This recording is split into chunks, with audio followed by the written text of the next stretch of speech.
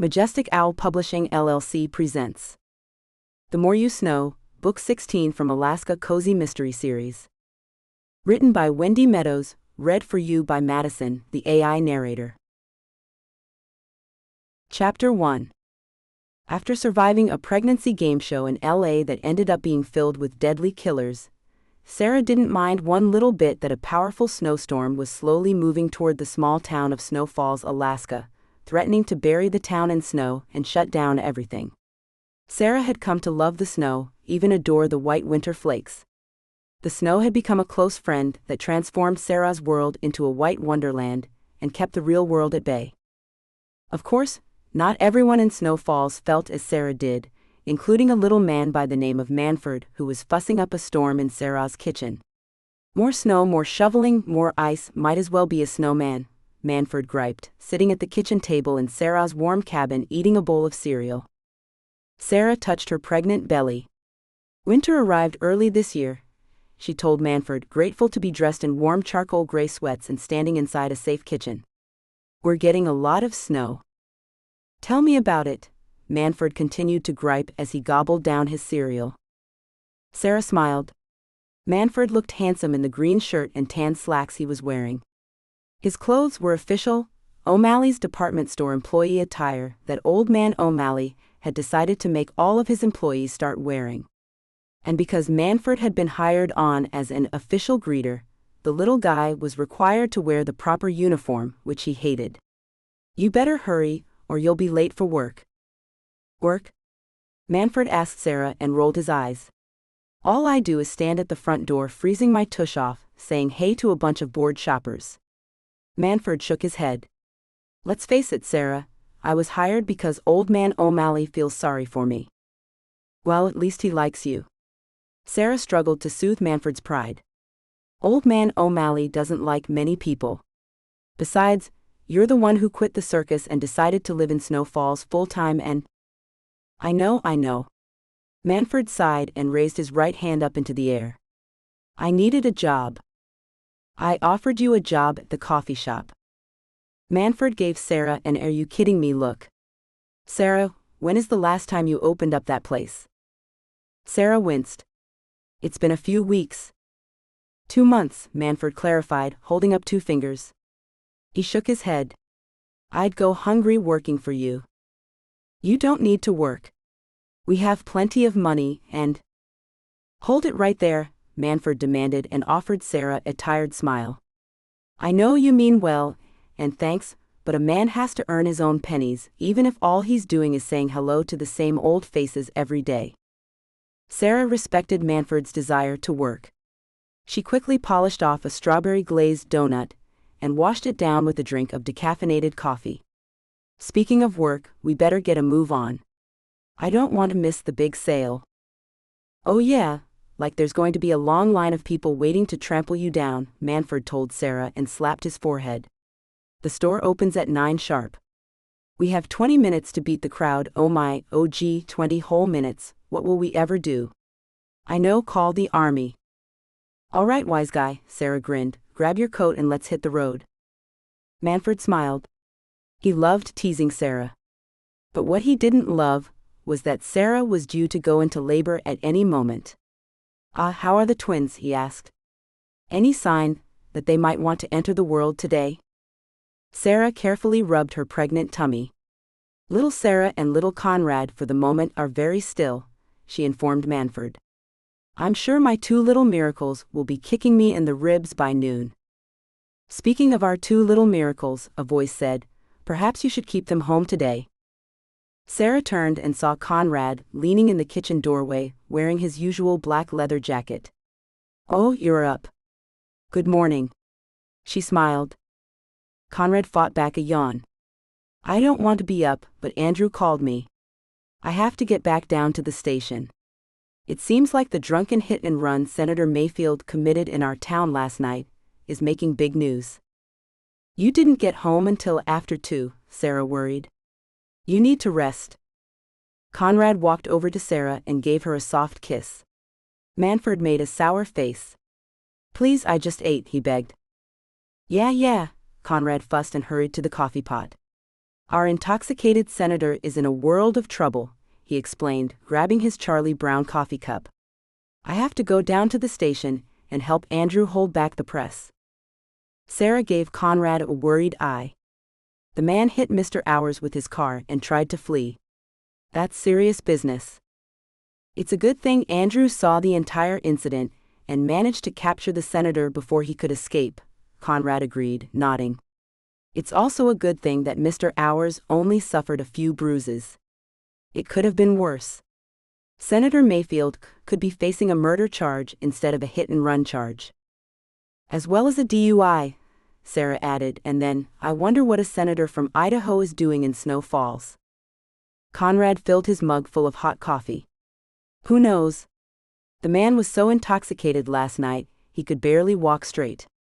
By the time he got him to the station, he passed out. According to Andrew, the guy is still in dreamland. Who called the press? Sarah wondered. I'm not sure, Conrad said. But Sarah, you know how it is when you run someone who turns out to have a little cheese on the mousetrap. News travels fast. Conrad studied Sarah's thoughtful eyes. Hey, I know that look. No way, he ordered. Our twins are due any day now. Dr. Downing said you are to have no stress, you are to take it as easy as possible and… I know, Sarah sighed. I know what Dr. Downing ordered, and I intend to obey his orders. That's why I'm going with Manford to O'Malley's this morning, to meet Amanda. Sarah patted Conrad's arm. Amanda and I are going to spend the morning shopping, and then have lunch at the diner. Afterward, I'll have Amanda drive me back home and… You'll take a long nap, Conrad insisted. I'll take my nap, and then I thought I would work on my new novel a little, 20 pages at the most. Sarah smiled into Conrad's eyes. Conrad didn't like Sarah working on a murder mystery while she was pregnant. 20 pages, no more, okay? Conrad sighed. He understood that Sarah had a deadline to meet, and that her work was important. It was just that writing a murder mystery novel while pregnant with 2 beautiful twin babies seemed, well, it wasn't kosher. Sarah? I'm writing humor, Sarah pleaded. My murder mystery novel is based in an Amish setting, and it's full of crazy characters. I'm not writing about a scary-looking snowman anymore. The snowman is dead, remember? Well, I did read a few pages last week and it was pretty funny, Conrad said, slowly caving in. The Amish old man, the grandpa, sure is a nut. Sarah felt relief touch her heart. Wait until you see who the killer is, she teased and kissed Conrad's cheek. Maybe it's the grandpa? It wouldn't surprise me. Conrad smiled and touched Sarah's tummy with a loving hand. Well, I better take this coffee on the road and get down to the station. I'll see you when I get home, whenever that is. Sarah reached into the pocket of her pants. I have my phone on me.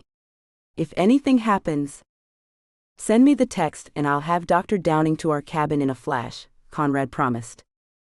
Sarah nodded. It's a blessing that Dr. Downing decided to move to Snow Falls. He's a wonderful doctor who is becoming a dear friend. He's also a nut, Conrad added. Dr. Downing may be an excellent doctor, Sarah, but as a person, he's a certified nut. Sarah giggled. Yes, he is colorful, she agreed. Even Amanda has a difficult time handling Dr. Downing's sense of humor. And that should be enough to make any sane person run.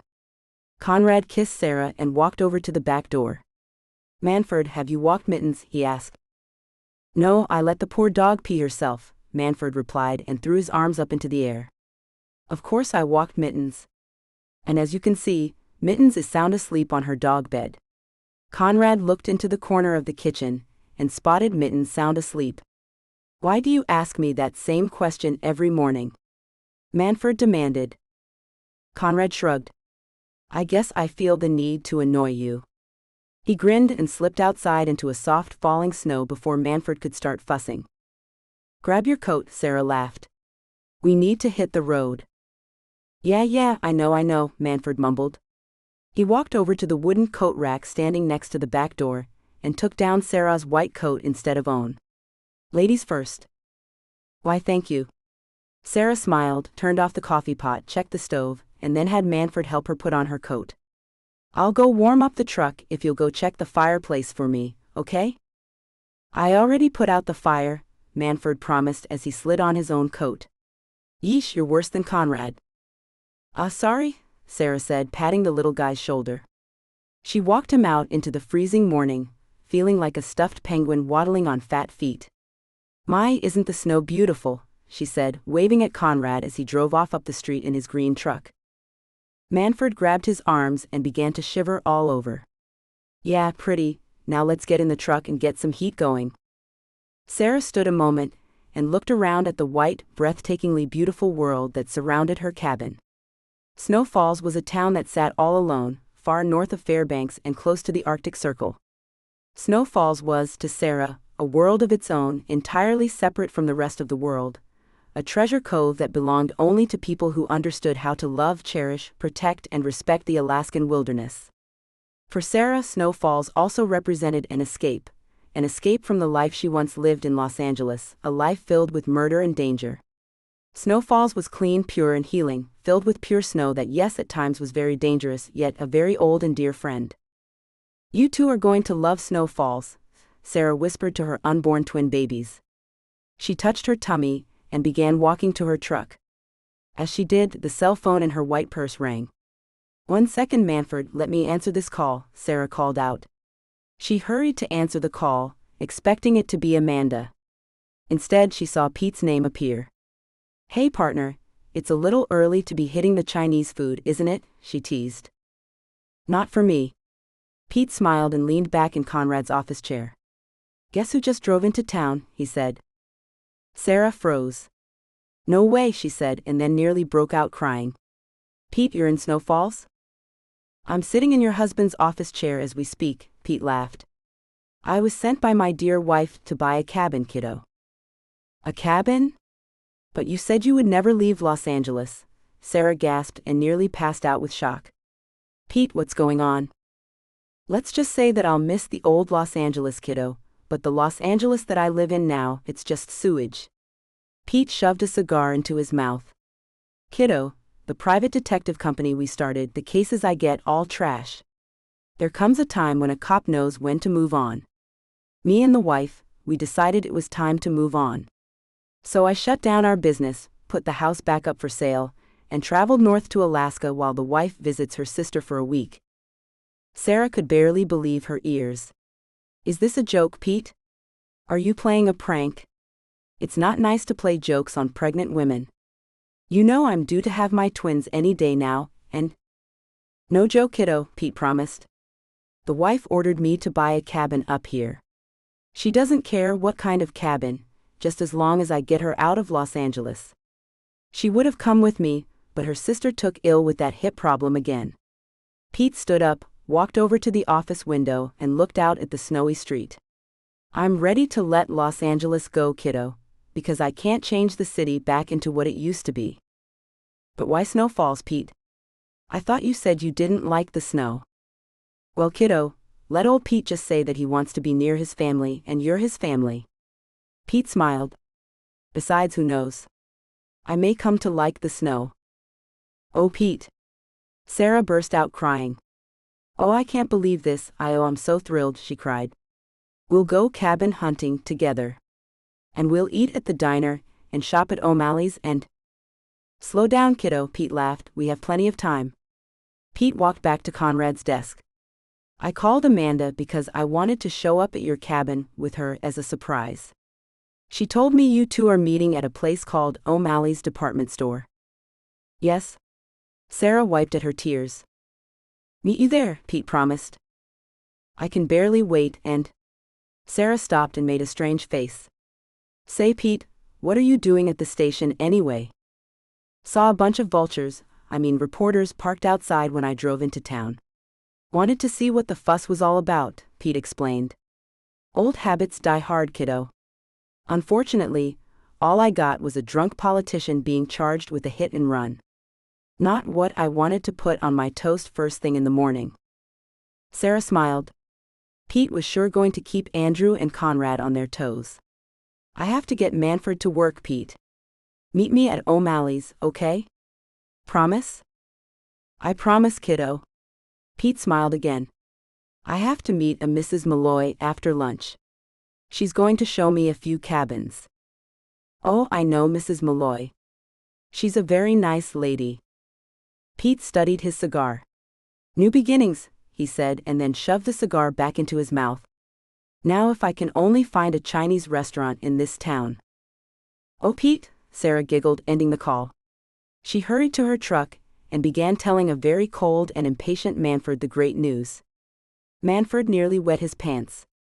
It was one thing having Pete live in Los Angeles, far, far away, but having the old grouch living in Snow Falls. Oh boy. Sarah giggled, as Manfred perched himself inside the main entrance and began grumbling to himself. I'll be in the snack bar with Amanda, she told him, adoring the warm and familiar atmosphere of O'Malley's department store. Send Pete our way, okay? And smile, you little bloke. Amanda grinned and nudged Manfred with her arm. You look constipated. And you look like a deranged plum in that dress, Manfred fired back. Amanda gasped. I do not. This dress is an original all the way from London. A gift from my hubby, I'll have you know. Someone should have slugged the guy, Manfred groaned. Sarah giggled again.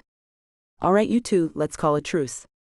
She pulled Amanda into a cozy, inviting snack bar. Can you believe Pete is actually relocating to Snow Falls? She asked in a happy voice, walking up to the snack counter. I'm still in shock. Amanda tossed Manfred a sour eye. This dress is an original, she fussed and stuck her tongue out at the little guy. Manfred didn't see Amanda stick her tongue at him. He was too busy checking his watch. The big sale was turning out to be a big flop. The usual bored customers were the only people showing up. People with sense were hitting the town grocery store and preparing for the blizzard. But not Sarah and Amanda. No, they had to shop. Crazy gals. Sarah smiled and focused on the snack menu as a lovely young girl with pretty brown hair walked up wearing a red and white vest over a green shirt. Good morning, Rachel, Sarah said in a happy voice. Rachel O'Malley, who, bless her heart, appeared more bored than Manfred, forced a polite smile to her face. Rachel was Old Man O'Malley's granddaughter. Old Man O'Malley insisted that the girl learn the business, with no special treatment, of course. No, the girl would learn the business from scratch, and work her way up the ladder just like he had done. You look like you're ready to give birth any day now, Mrs. Spencer. Any day. Sarah gently touched her tummy. How is work? Rachel rolled her eyes. My grandfather doesn't believe I'm ready to leave the snack bar yet, she complained. It's the pits living with a man who is forcing me to work for him in order to pay for my college. I mean, I'm taking online college courses, you know. It's not like I'm attending some posh college. Rachel rolled her eyes again. My grandfather is determined that I take over this store someday. That's not a bad life, Sarah told Rachel. Mr. O'Malley means well. He's from the old days, so you have to give him some breathing room. Yeah, I know, Rachel sighed. He took me and my mother in when my dad deserted us 10 years ago. I've never been hungry or had to do without. I guess I shouldn't be complaining. It's just that I'm 18 now and... Rachel stopped talking and grew silent for a minute. And what? Sarah asked. Rachel lifted her eyes and looked around the warm department store. I was going to say I want more out of life, but you know what, Mrs. Spencer? What I do have makes me very happy. I do love Snow Falls and I do love this store, I even love this snack bar. I guess I'm a bit grumpy because I didn't do so well on a test yesterday. I kind of barely passed. Math doesn't agree with my mind. Oh, me neither, love, Amanda piped in. And fractions, blimey fractions, enough to drive a woman insane. Amanda placed her purple purse down on the counter. And the bloke who thought that teaching young minds algebraic nonsense should have been slugged. I'm a woman in her, I'm a bright, beautiful woman who has never used algebra in her life. Tell me about it, Rachel agreed. I use basic math to manage this snack bar. Love, if a woman has a calculator, she has a best friend, Amanda pointed out and tipped a secret finger at Rachel. That's between us. Our secret, Rachel promised. Sarah grinned. Well, I don't think we'll need math to order a decaffeinated coffee, 2 cheeseburgers, and a plate of hot French fries. No, I guess not. Rachel smiled. Mrs. Hardcastle, what will you have? Wait, I know. Rachel took a step back and winced. Kosher chili dogs, tater tots, a hot pretzel, and a cup of coffee, right? You know it. Amanda beamed. But Mrs. Hardcastle, we just got our shipment of kosher hot dogs in yesterday, please don't eat. Just keep the chili on the bun, love, Amanda told Rachel, rubbing her hands together and looking at Sarah. This little English muffin is in the mood to eat. That's what I was afraid of, Rachel moaned. I'll have your orders out shortly. Sarah grabbed Amanda's arm and dragged her over to a warm booth. Silly, she said, sitting down. Maybe to you Yanks, Amanda told Sarah, setting her pink coat down on the red seat. In my family, love, you learn to enjoy food. You Yanks are very crude when it comes to food. All you do is order this or cook that, and then gobble it down, no appreciation. Sarah watched Amanda sit down and grab a pack of Mentos from her purse. A snack before your meal? Appreciation, love, Amanda teased and tossed a Mentos in her mouth. Want one? No thanks, Sarah replied. Before she could say another word, her eyes spotted Pete stepping through the front entrance. Pete, over here, she called out, and began waving her hand in the air. Over here. Pete patted Manford on his head. Nice seeing you again, runt. See this, Manford said and kicked Pete in the right shin. Why, you little. Pete roared and started to go for a gun tucked under the thick brown coat he was wearing. Manford let out a scared yikes and took off running. Get back here. Pete yelled. Allow me, love. Amanda giggled, jumped to her feet, and ran over to Pete before the man could shoot Manford. This way, Mr. Trigger Happy, she told Pete, dragging the man into the snack bar. Rachel, please add a third coffee to the order. Pete searched the store for Manford, spotted the little man sticking his head up from behind a checkout counter. Pete pointed a finger at him. I'll get you. Sarah giggled and pulled Pete down next to her. Oh, it's so good to see you, she said, beaming, and kissed Pete on his cheek. I can't believe you're actually in Snow Falls. Sarah's kiss melted Pete. Well, he said and gently hugged Sarah. Old Pete figured it was time to leave Los Angeles, kiddo. Besides, I want to see my 2 twins grow up and become mighty fine cops. I was thinking doctors. Sarah smiled. Amanda sat down across from Sarah and Pete. Listen, you old bloke, are you really moving to Snow Falls, or is this one of those midlife crisis things you Yanks go through? I'm in my 60s, Pete reminded Amanda. It's a little late to be having a midlife crisis, don't you think? Amanda considered Pete's statement. Oh well, perhaps.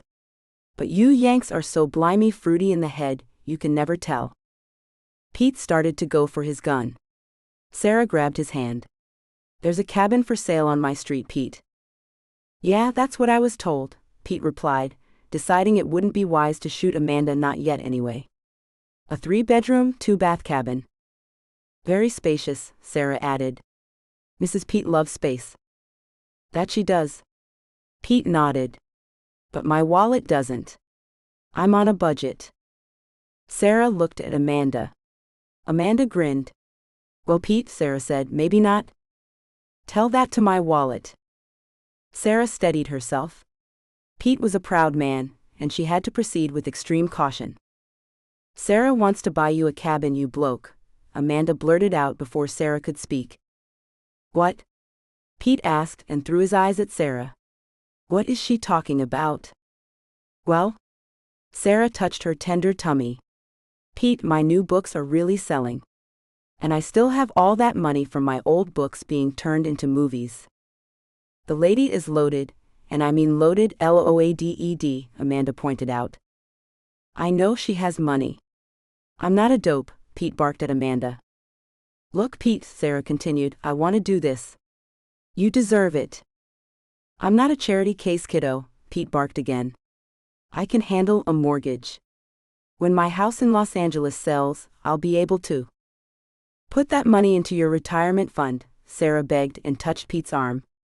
"Pete, I'm going to buy you a cabin, whether you like it or not," she continued, forcing her voice to sound stern and stubborn. "You're my family, and families love each other, so there." Sarah felt like a third grader, arguing with her mommy. "I see," Pete said, folding his arms and watching Manfred sneak back to his duty station. "So your word is final, huh?" he asked. Sarah carefully nodded her head yes. Pete looked into Sarah's stubborn eyes. Sarah didn't want to buy a cabin out of pity or charity. No, the woman's actions originated from a deep, undying love that only Pete understood. A love that had developed over the course of many years between two cops who became family, father and daughter. "I won't let you. I want you to have the cabin that's for sale on my street," Sarah insisted. "Money isn't an issue, Pete.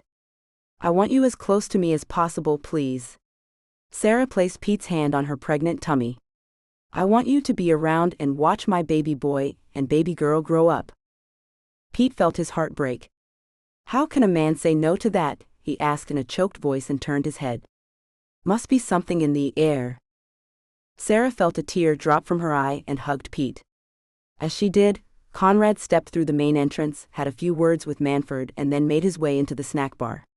He was covered with snow. "Conrad?" Sarah asked in a worried voice. "Is everything okay?" "Oh sure," Conrad said and sat down next to Amanda. "Thanks for leaving a half-eaten donut on my desk, Pete," he complained. "The ants loved it." Pete grinned. "You better get used to me hanging around the station house," he warned. "And speaking of the station house, why aren't you on the job?" "Because Senator Whitfield is dead." "Dead?" Sarah gasped. "Heart attack," Conrad explained and waved a hand at Rachel. "Coffee and cheeseburger, please." "No mayo, I don't want to have to arrest you." "I'll add a gallon of mayonnaise," Rachel fired back and rolled her eyes. "Mrs. Spencer, you better put a muzzle on that guy before I slap him with a broom." Yeah, Conrad said and focused back on Sarah. Senator Whitfield woke up for a few minutes and began threatening everyone, and then he had a heart attack. We tried to save him, but by the time Doc Downing arrived, too late. "Oh, that's too bad," Sarah said in a sad voice. "Well, the guy was up there in his years," Conrad pointed out. "Who knows what kind of health he was in. And he was a bit overweight." "My doctor said I have a heart of a 40-year-old, Pete told everyone. "Men in my family have always lived into their 90s. "Is that a good thing?" Amanda teased Pete. Pete went for his gun, but Sarah stopped him. Amanda grinned. "You old bloke, you know we love you."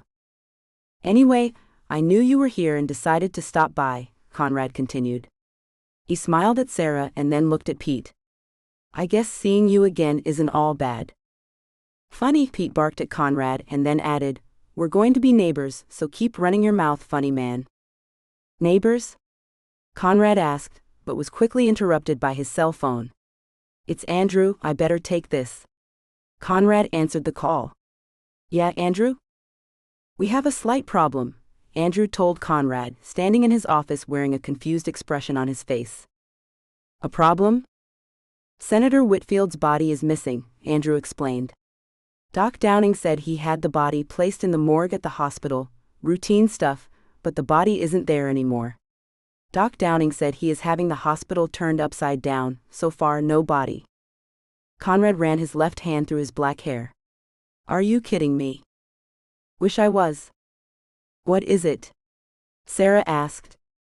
"Senator Whitfield's body is missing from the hospital morgue," Conrad whispered just loud enough for Sarah, Amanda, and Conrad to hear. "Okay, I'm on my way to the hospital." "The press is at the hospital," Andrew warned. "Great," Conrad said and ended the call. He looked at Sarah with tired eyes. "So much for our early morning date, huh?" he asked. "Maybe I should go with," Sarah began to offer. "No," Conrad stated in a stern tone. "Sarah, I can handle a missing body." "Maybe so, but this old cop is going to tag along," Pete informed Conrad. He patted Sarah's hand and stood up. "I'll watch after your husband," he promised. "More like give me a headache," Conrad griped. He stood up and called to Rachel to make his coffee to go. Don't push it, boy, Pete warned. Conrad grinned. In this town, he asked. What else is there to do? Conrad bent over the booth and kissed Sarah. I'll be home when I can, okay? You just make sure to take your afternoon nap. I will, Sarah promised, feeling a funny sort of tingling in her gut. Sure, a man was dead and a body was missing, but for some reason Sarah felt the situation was, well, funny. The snowman wearing the leather jacket and chewing the candy cane was dead. Forever, the darkness had been destroyed. What Sarah didn't know as she waved goodbye to Conrad and Pete was that she was about to embark on her very last murder case, a very funny case that would end her career as a cop and begin her career as a full-time mother. Well, she told Amanda, let's eat and then get to our shopping, huh?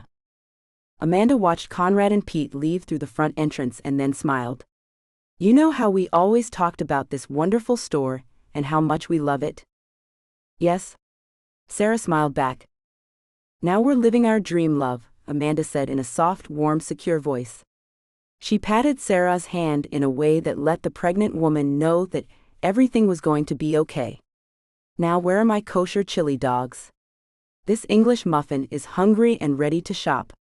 The stack of pancakes, omelet, turkey, bacon, biscuits and gravy, toast and cereal didn't fill my tummy up.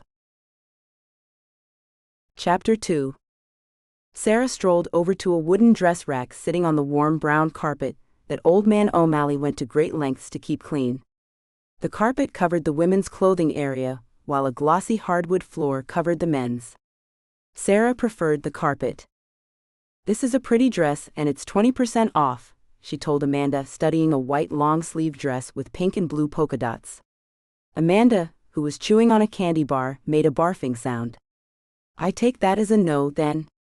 Amanda nodded. Okay. Sarah backed off from the dress and began searching through other designs. You know, love, Amanda told Sarah, walking her eyes around the nearly deserted store, if it wasn't for the approaching snowstorm, we would be having a little competition. Are you complaining? Sarah asked, studying a blue dress with little red and white candy canes sewed onto the fabric. Oh, I just missed the thrill of a sale, that's all, Amanda explained. She polished off her candy bar and began working on a strawberry slushie. It's really no fun fighting over a dress when you don't have 1,000 elbows shoved into your rib.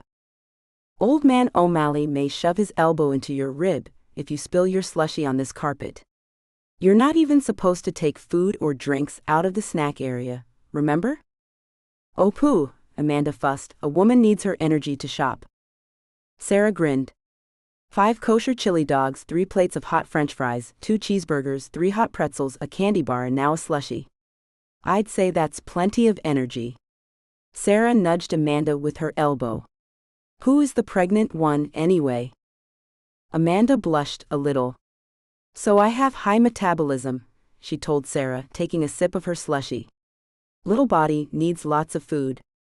Tell me about it, Sarah teased and held up the blue dress with candy canes for Amanda to examine. Amanda studied the dress and made a take-it-or-leave-it face. Sarah decided to take it and tossed it into a green and red shopping cart. Can you believe that Pete is actually leaving Los Angeles? She asked, taking her eyes back to the rack of dresses. I would have never imagined Pete would be able to leave LA Mansion Lane, the beach, downtown, the canyons. Sounds like you miss Los Angeles, Amanda offered. Oh, I'm just like Pete. I miss the old days, before Los Angeles really took a nosedive, Sarah confessed. Now the city is consumed with criminals that run City Hall. The moral foundation of the city has become a corrupt fountain of tyranny and poison. So the author speaks. Amanda smiled. Sarah blushed. Sorry. I guess sometimes I do let the writer in me speak. Well, the writer is speaking the truth, Amanda confirmed. Every major city in the United States is corrupt, and my dear London has also become, as you say, a corrupt fountain of tyranny and poison. People have become diseases, Amanda said as she worked on her slushie. Not all people, but the majority. It's disheartening to see how people are deserting their moral obligations to honor sin. I know, Sarah sighed.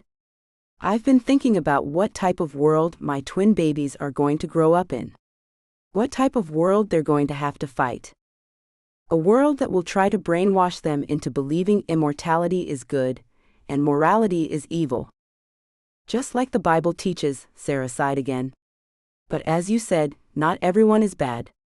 There's still good people in this world, Junebug, and those people make a difference.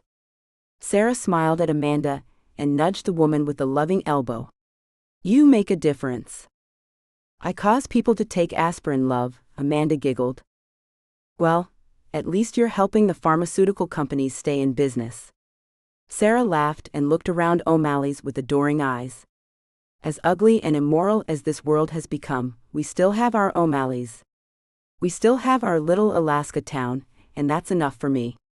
Do you want to know why? Kosher chili dogs, and a tiny little man standing at the front entrance? Amanda suggested. Well, but Sarah reached out and hugged Amanda. I have you. Oh, I love you too, Amanda melted and gently hugged Sarah. Sarah felt a tear drop from her eye as Amanda hugged her. We almost died at the hot springs. We both were infected with a very deadly virus. But we made it through, didn't we? Sarah put her hands on Amanda's shoulders. You've always been there for me, from the very first day I moved to Snow Falls. You saved Conrad and me from that deranged model, and... Love, Amanda said and quickly wiped Sarah's tears away. I love you too. Sarah looked deeply into Amanda's loving eyes, hugged the precious woman, and then wiped more tears away. Back to shopping? You bet. Amanda beamed, and then spotted a short, grumpy-looking old man who was nearly bald approaching from the north side of the store. Oh, she said and ducked the slushie behind her back. Sarah lifted her eyes and spotted Old Man O'Malley hurrying toward them, using a wooden cane to assist him, wearing his usual brown suit. The old man did not look happy. In fact, Sarah noticed the old man appeared very scared. Mr. O'Malley, are you all right? You look a little pale. Old Man O'Malley glanced around to make sure no other shoppers were present. In all truth, his store only had 4 shoppers, and 2 of those shoppers were Sarah and Amanda. The other 2, both old men, were wandering about the men's clothing area searching for new long johns. You are in a very delicate position, Mrs. Spencer. He spoke in a voice that struggled to sound calm rather than grumpy and mean. And I would have called your husband, but I do not wish to make a scene. A scene? Sarah asked, studying Old Man O'Malley's eyes. An eccentric cousin in Michigan made a scene. A crazy criminal infecting people with a deadly virus made a scene. An insane kid from Los Angeles who targeted Sarah in Oregon made a scene. A fruity model building creepy snowmen wearing leather jackets made a scene. A criminal FBI agent made a scene. A mafia boss made a scene. A British sniper bent on revenge made a scene. A crazed man who took a pregnancy game show hostage made a scene. All of the killers Sarah and Amanda faced in the past made a scene, including the back alley killer and his daughter. What type of scene could poor Old Man O'Malley be worried about making?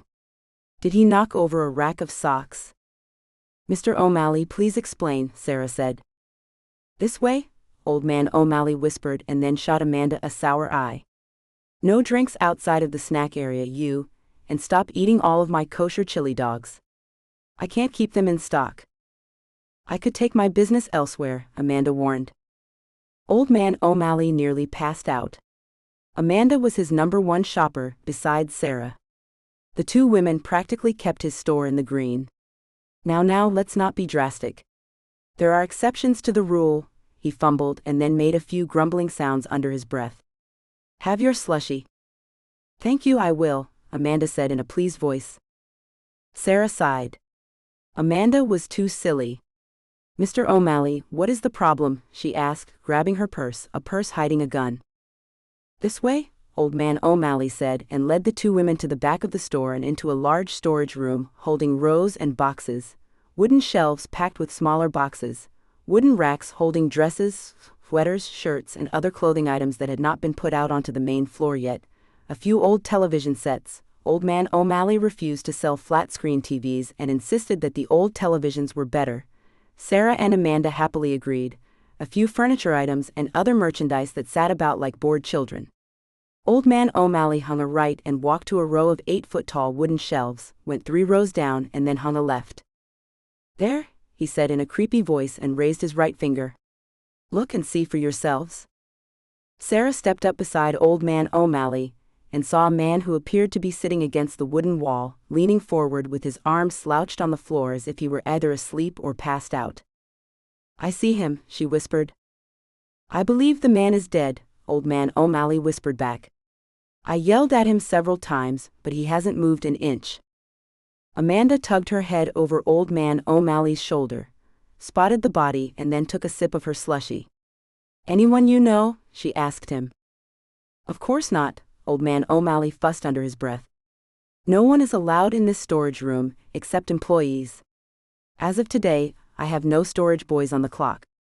I had a small delivery this morning, and came back here to process the merchandise personally because business is a little slow." "The sale flopped, you mean," Amanda corrected. She took a sip of her slushie and studied the body. "Hey, you awake or dead?" she called out, nearly scaring Old Man O'Malley out of his skin. "Hey, wake up."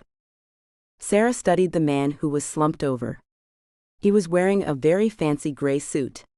The man also appeared to be a bit overweight. "Senator Mayfield?" Sarah whispered. "The missing dead guy?" Amanda asked. "Could be," Sarah said and calmly opened her purse and pulled out a Glock 19. "Stay here," she said, handing Amanda her purse and cautiously approached the body. "Senator Mayfield?" she called out even though it was clear that the man was dead. "Oh, this is spooky," Amanda said in an excited voice. "A missing dead body turns up at O'Malley's. Real horror movie stuff, and with the snowstorm approaching too." "This is far from amusing," Old Man O'Malley snapped at Amanda, watching Sarah reach the body. "Is he dead?" he yelled. Sarah studied the slouched-over man, and then used her left hand to check for a pulse. The man was cold all over and very much dead. "No pulse, body is cold," she called back. "This man is dead." "Then what in the world is he doing in my storage room?" Old Man O'Malley demanded. Sarah shrugged her shoulders as her eyes fell onto the thick gray hair resting on the dead man's head. The hair appeared damp with melted snow, the fancy gray suit also appeared damp.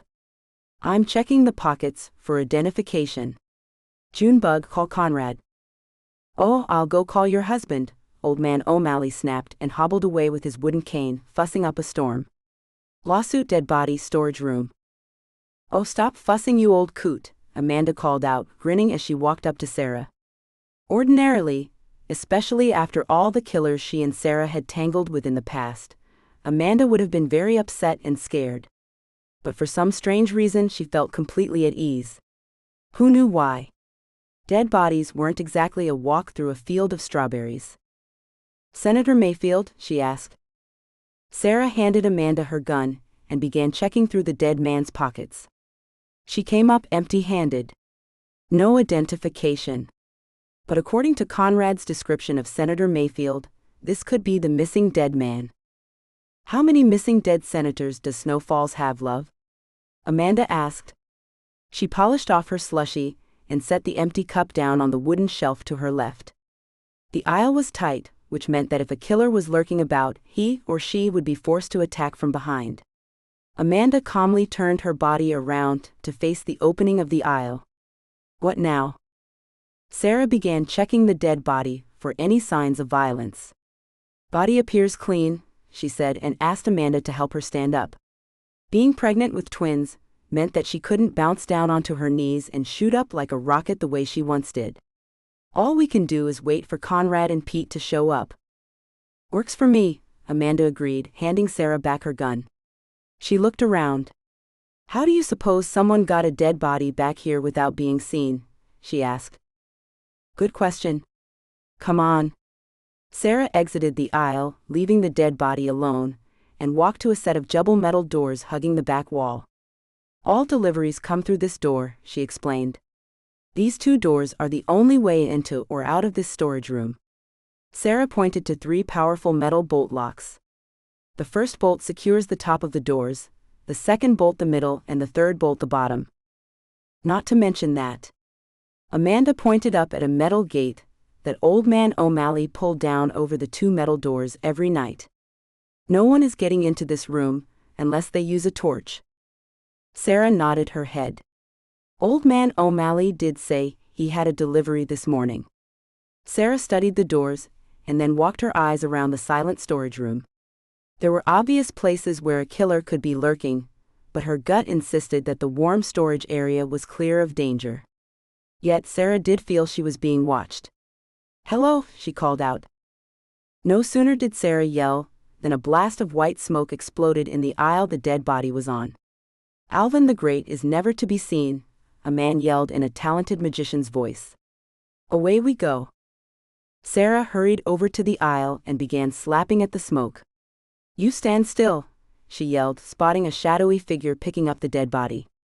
"Stand still, hands in the air." She coughed, raising her gun into the air. "Don't make me shoot you."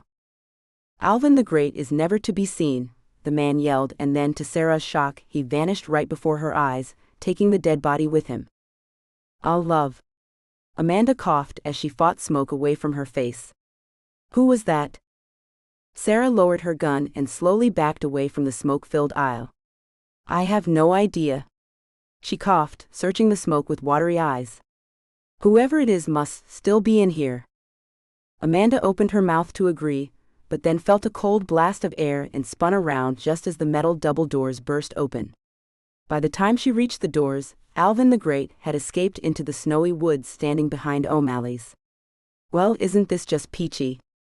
I just might need another kosher chili dog." Conrad looked at Sarah and Amanda like the 2 women had literally lost their minds. "Seriously?" he asked. "What do you think, Sparky?" Amanda fussed. She grabbed Conrad's face and slung it toward the 2 metal doors Alvin the Great had escaped through. "Do you think we're making this tale up?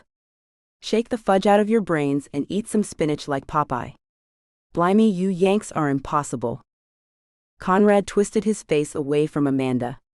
Before he could say anything, Old Man O'Malley stepped forward and began shaking his wooden cane at him. "I did a check, and I'm missing certain items. I have been robbed. I want the thief captured. Do you hear me?" "Yes, sir," Conrad said, holding up his hands to wave off the wooden cane before Old Man O'Malley whacked him a good one. "What exactly was stolen, sir?" "Old 4th of July fireworks merchandise, smoke bombs, fireworks," Old Man O'Malley said.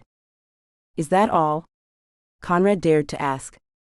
"No, that isn't all, you smart mouth," Old Man O'Malley snapped, forcing Sarah to turn her head to hide her amusement. "Clothes, a black winter coat to be exact, a set of white sheets, rope, 3 hand mirrors, and oh, I'll make you a list." Old Man O'Malley shook his cane at Conrad, and then wobbled out of the storage room like a wet hornet. "Fussy little guy."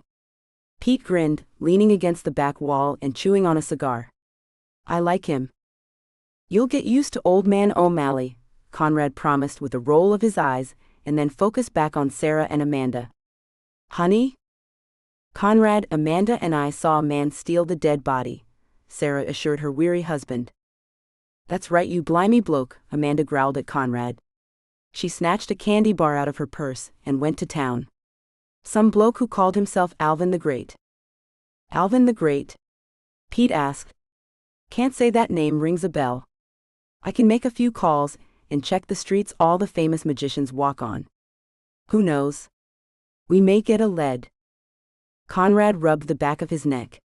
"Sarah, Senator Mayfield's family is going to arrive in Snow Falls within the next 3 hours. Needless to say, the family is not pleased that the body of their dear loved one is missing. I can't tell them that some weird magician stole it. Andrew will shoot me if I do." Pete chuckled. "This is a strange one," he admitted.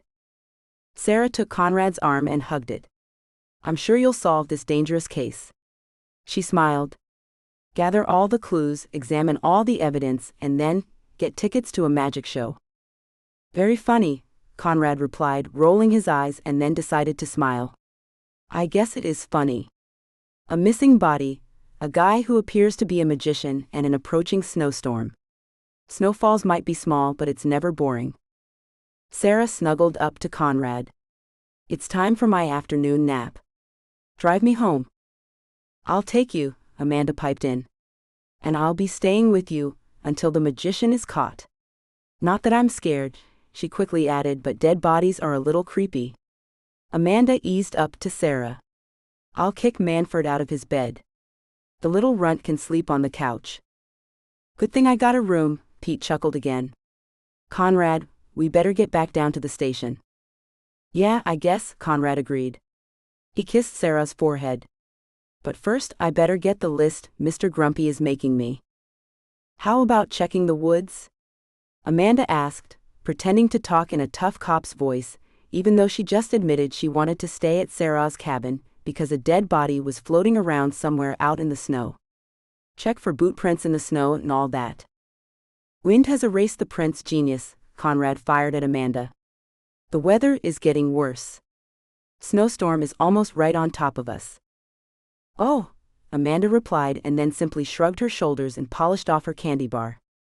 As you Yanks say, you can't blame a gal for trying. Saw that saying on an old black and white movie I was watching last night. Conrad growled. Someone get her out of here. Amanda quickly grabbed Conrad's hand and bit it. Conrad let out a painful yell. Ready to go, love? She asked Sarah. Sarah giggled to herself and touched her pregnant tummy. You two are impossible. Conrad rubbed his wounded hand and then began going for his gun. Pete darted over to him. Calm down, boy, he laughed, preventing Conrad from shooting poor little innocent Amanda. We have a case to work on. Come on. Pete tipped Sarah and Amanda a wink, and then dragged Conrad out of the storage room. One of these days? Conrad yelled as Pete dragged him away. Amanda grinned. Nice husband you have, love. Tastes like chicken, or, as I read in a book about a woman who owns a peach bakery in Georgia, tastes like a whole bunch of turkey, yes sir and yes ma'am, Amanda finished in a thick cheesy Georgia accent. Let's keep you away from Georgia, Sarah laughed. She grabbed Amanda's hand and pulled her out of the storage room, and they headed for the store's exit. When they reached Manfred, he was sitting on a small stool by the doors reading an old Jughead Double Digest. Sarah winced as she explained to the little guy that Amanda was going to be staying at the cabin for a few days as a guest. That means you're on the couch, you little runt, Amanda told Manfred, slapping him in the back of the head. Why? Oh, just for the fun of it. Amanda loved to get the small man riled up. Hey. Watch it, Manfred yelled, dropping his comic book. That's a classic 1988 edition. Manfred jumped off the stool and looked up at Amanda with red, glaring eyes. Why, I ought to slug you. You couldn't slug the top of a slug, you little runt. Oh yeah, well, take this. Manfred ran up to Amanda and kicked her right in the shin. Amanda let out a loud howl and began hopping around on one leg. Manfred didn't wait around. He took off on his short little legs and ran for the back of the store, where he would wait just long enough for the coast to clear. You too, Sarah sighed, grabbing Amanda's arm and pulling her friend out into the heavy falling snow. I'll kill him, Amanda promised, limping to her snow-covered truck. I'll do worse than kill him. I'll tie him up and feed him to a hungry grizzly bear. No, better yet, I'll hide all of his Archie comic books. That'll teach that little runt to kick me. Well, Junebug, you did start that fight, Sarah pointed out, raising her eyes up to a low, stormy, dark gray sky. The sky appeared threatening, yet Sarah found comfort in the storm. While the world south of her was loud, polluted, dangerous, and immoral, she was standing in a completely different world that was clean. Special. A world that belonged only to her, a world created by snow. Look, let's just drive back to the cabin, have a snack, and then I'll take a nap while you do your Sudoku. Any more cake left from yesterday? Amanda asked in a pouty voice, reaching the driver's side of her truck. 2 slices. Conrad and Manfred really like coconut cake. My slices? Amanda pouted, climbing into her truck and getting some heat going. Sarah waited a minute, and then tapped on the passenger side window. A Junebug? Oh, of course, love. Amanda jumped back out into the snow, ran around to Sarah, and helped her best friend climb up into the truck and get comfortable. Better? Sarah nodded. Amanda smiled, ran back to the driver's side, climbed in and got the truck moving. "I guess we can come back to O'Malley's tomorrow, huh?" she asked, easing through a snowy parking lot filled with a few frozen trucks. "The sale still has 4 more days." Sarah smiled and began warming her hands up. "I would like to go back and get that blue dress I found," she said, attempting to create a normal conversation instead of focusing on the strange events that had taken place in the storage room. "I really like that dress." "Well, love, candy canes are cute, but on a blue dress, a little loud." Amanda began to explain her position as she reached the road in front of O'Malley's, carefully turned right and began driving back towards Sarah's cabin. Deep down, Amanda wanted to turn left and visit the small business part of town that held a handful of fast food restaurants, especially the new Chick-fil-A. But Sarah needed her rest, and the health of a dear friend who was pregnant with precious twins was more important than a Chick-fil-A chicken deluxe sandwich. "Your colors are pastel, love. You're not a loud person." Now, if the candy canes had been sewn onto a softer blue, I would have personally bought the dress for you. Sarah listened to Amanda fall into a fashion lecture and leaned her head back. It was going to be a long ride back to her cabin. But so what? Sarah adored Amanda and didn't mind her best friend going on and on about a dress that was too loud for her skin complexion and hair. Besides, deep down, Sarah knew Amanda had better taste in clothing than she did. Sarah was simple, Amanda was complex. "So I won't get the dress." Sarah smiled as Amanda turned onto her street. "Goodness, the plows really need to pay my street a visit again. The snow has really gotten deep." "Hold on, love," Amanda yelled. She threw her truck into 4-wheel drive and hit the gas. Sarah grabbed the dashboard and held on for dear life as Amanda bulldozed the growling truck down the snow-soaked street and then swung into her driveway like a madwoman. Old Bertha can be mean when she wants to be. Amanda cried out in victory. "Are you trying to send me into labor?" Sarah asked, breathing hard. "Junebug, I saw my life flash before my eyes at least 10 times and my street isn't very long." Amanda grinned. Old Bertha needed to stretch her legs. "Stretch her legs, nearly send me into labor," Sarah began fussing. She heaved herself out of the truck and wobbled up to the back door of her cabin, blinking away the snowflakes on her eyelids. "Nearly send me into labor," she continued as she opened the back door and stepped into a warm kitchen, only to be greeted by a dead body slumped over the kitchen table, the same poor dead body that had been slumped over in the back storage room of O'Malley's. Sarah immediately froze, her eyes locked on the body, and then went for her gun. "Junebug," she yelled and began waving her hand at Amanda. Seeing the alarm in Sarah's flailing hand, Amanda hauled butt out of her truck and hurried through the snow.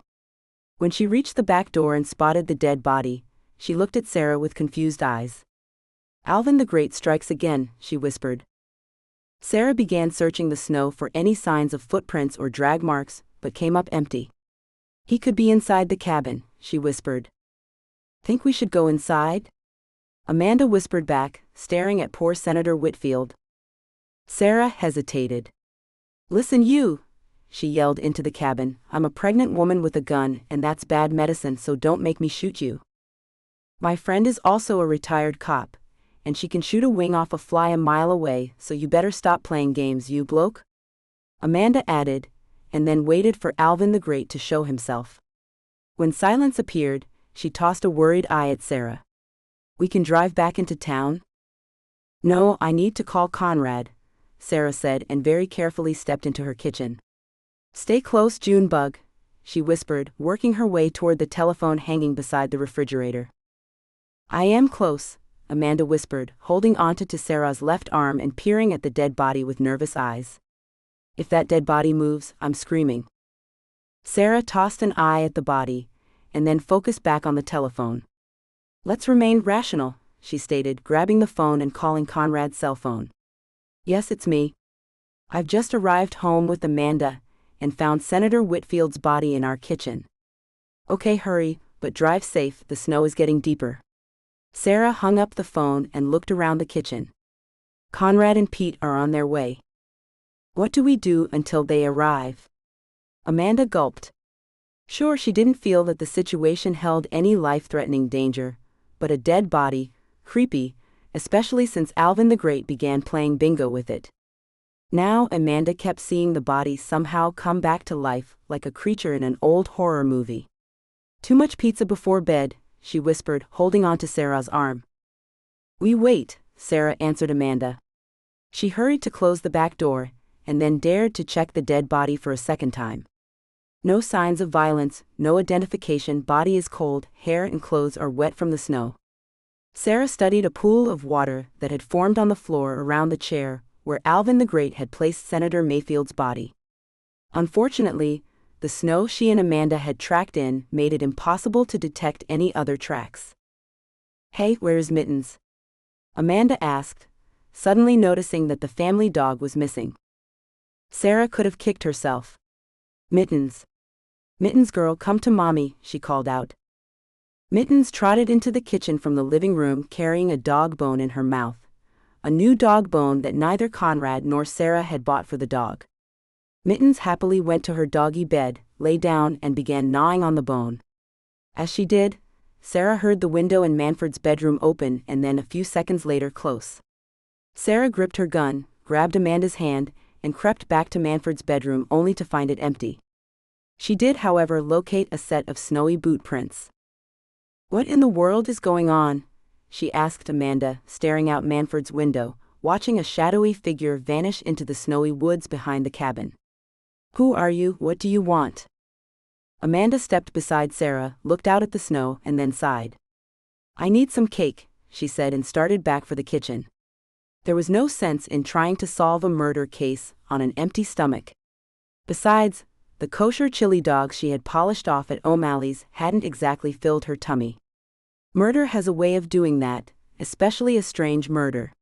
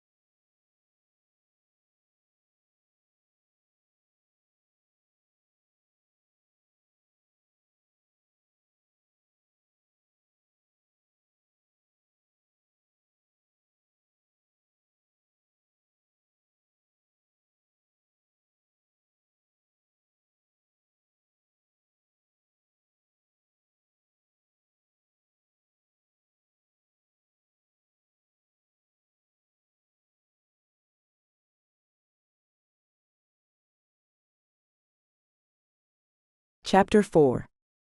Conrad wiped sleep out of his eyes as he wandered into the kitchen.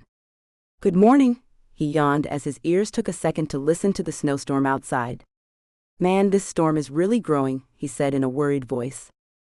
"Coffee is on the counter and your breakfast plate is in the oven," Sarah told Conrad, sitting at the kitchen table with a notebook and pencil in hand. Something in Sarah's eyes told Conrad that his lovely wife had been up a while, and doing some serious thinking. He poured himself a cup of coffee and retrieved a brown plate from the oven that held pancakes, turkey sausage, biscuits, gravy, and an egg omelet. "A meal fit for a king," he told Sarah and sat down across from her. "You've been cooking." "I couldn't sleep," Sarah confessed. "I put Amanda's and Manford's breakfast plates in the oven too. They'll eat when they wake up." Sarah studied the back door with careful eyes. "I checked on Manford a few minutes ago. He's in a coma on the couch. A bomb couldn't wake him up." "I don't think it's a bomb that you're worried about," Conrad pointed out, yawning again.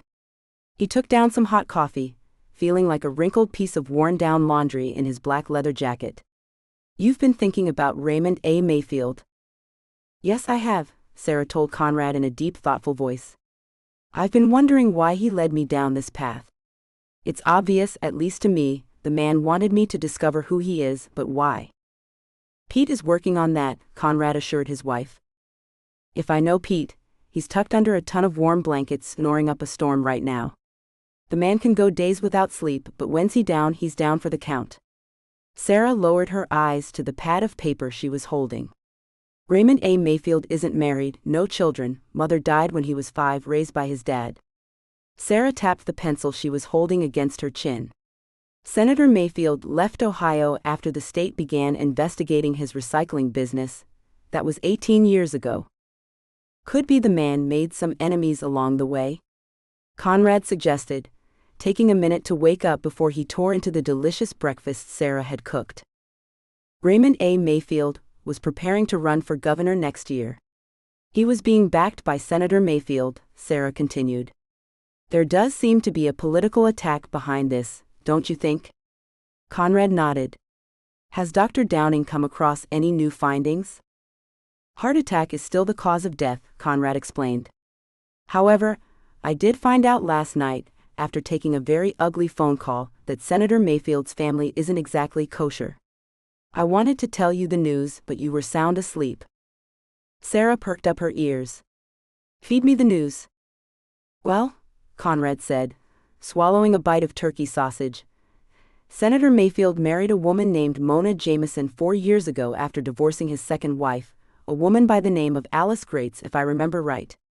Conrad washed down the turkey sausage with coffee, and continued as the storm howled and screamed into a snow that was falling in thick, vicious torrential streams. "Mona Jameson has 2 daughters and a son from a previous marriage." Sarah nodded, listening closely. "But here's the kicker. Mona Jameson is almost 20 years older than Senator Mayfield, and she was married to the man Senator Mayfield beat out as senator, a man who turned up dead, by the way." "Oh, that is interesting," Sarah told Conrad as she continued to tap the pen against her chin. "Mona Jameson and her son, a guy named Tom Jameson, are the ones determined to reach Snow Falls. Not the daughters. The 2 daughters are married and living in New York and Virginia. Tom Jameson is still single, never married, works for Boise as the city attorney." Conrad took some more coffee down. "I don't know how the man still has his job. He has a rap sheet longer than my arm full of do's." "Well, when you have friends in the right places," Sarah pointed out. "Tell me about it," Conrad replied in a sick voice. "Mommy dearest sure takes care of her son." Sarah grew silent for a minute and listened to the storm. She began wondering about Mona Jameson. "Conrad, who's the man running against Senator Mayfield in the next election?" Conrad grinned. Sarah was sharp. "A man by the name of Ryan Elderson," he answered. "Some guy who moved up to Boise from California 2 years ago." "Is Ryan Elderson friendly with Mona Jameson?" "Pete is working on that," Conrad explained. "Ryan Elderson is only a few months younger than Mona Jameson, by the way. A real scumbag too." "Oh." Conrad took down some more coffee.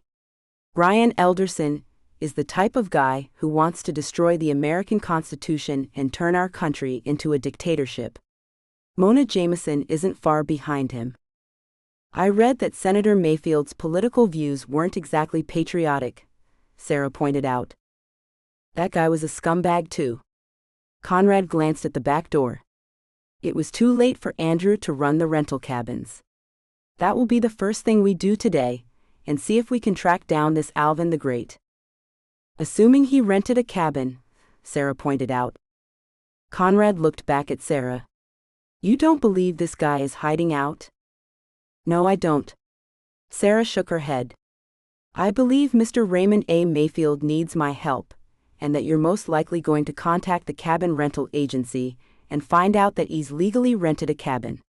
Sarah put down her pad of paper and pencil, grabbed her cup of decaf, and then touched her tummy with her left hand. The twins were really up and kicking this morning.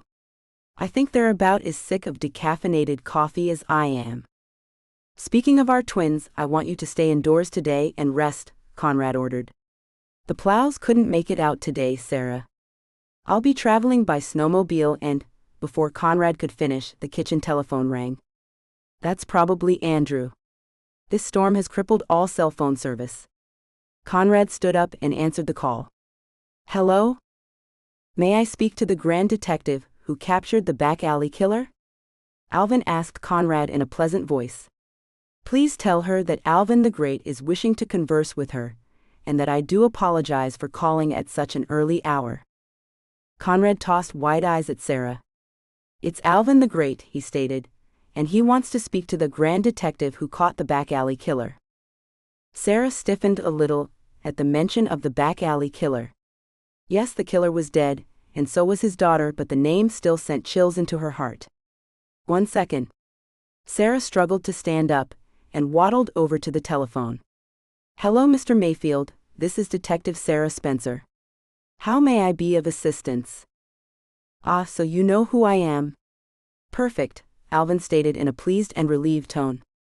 He slowly poured coffee into a brown coffee cup with a white bunny on it, and then walked over to a window, careful not to stretch the telephone cord attached to the kitchen phone too far, and studied the snowstorm.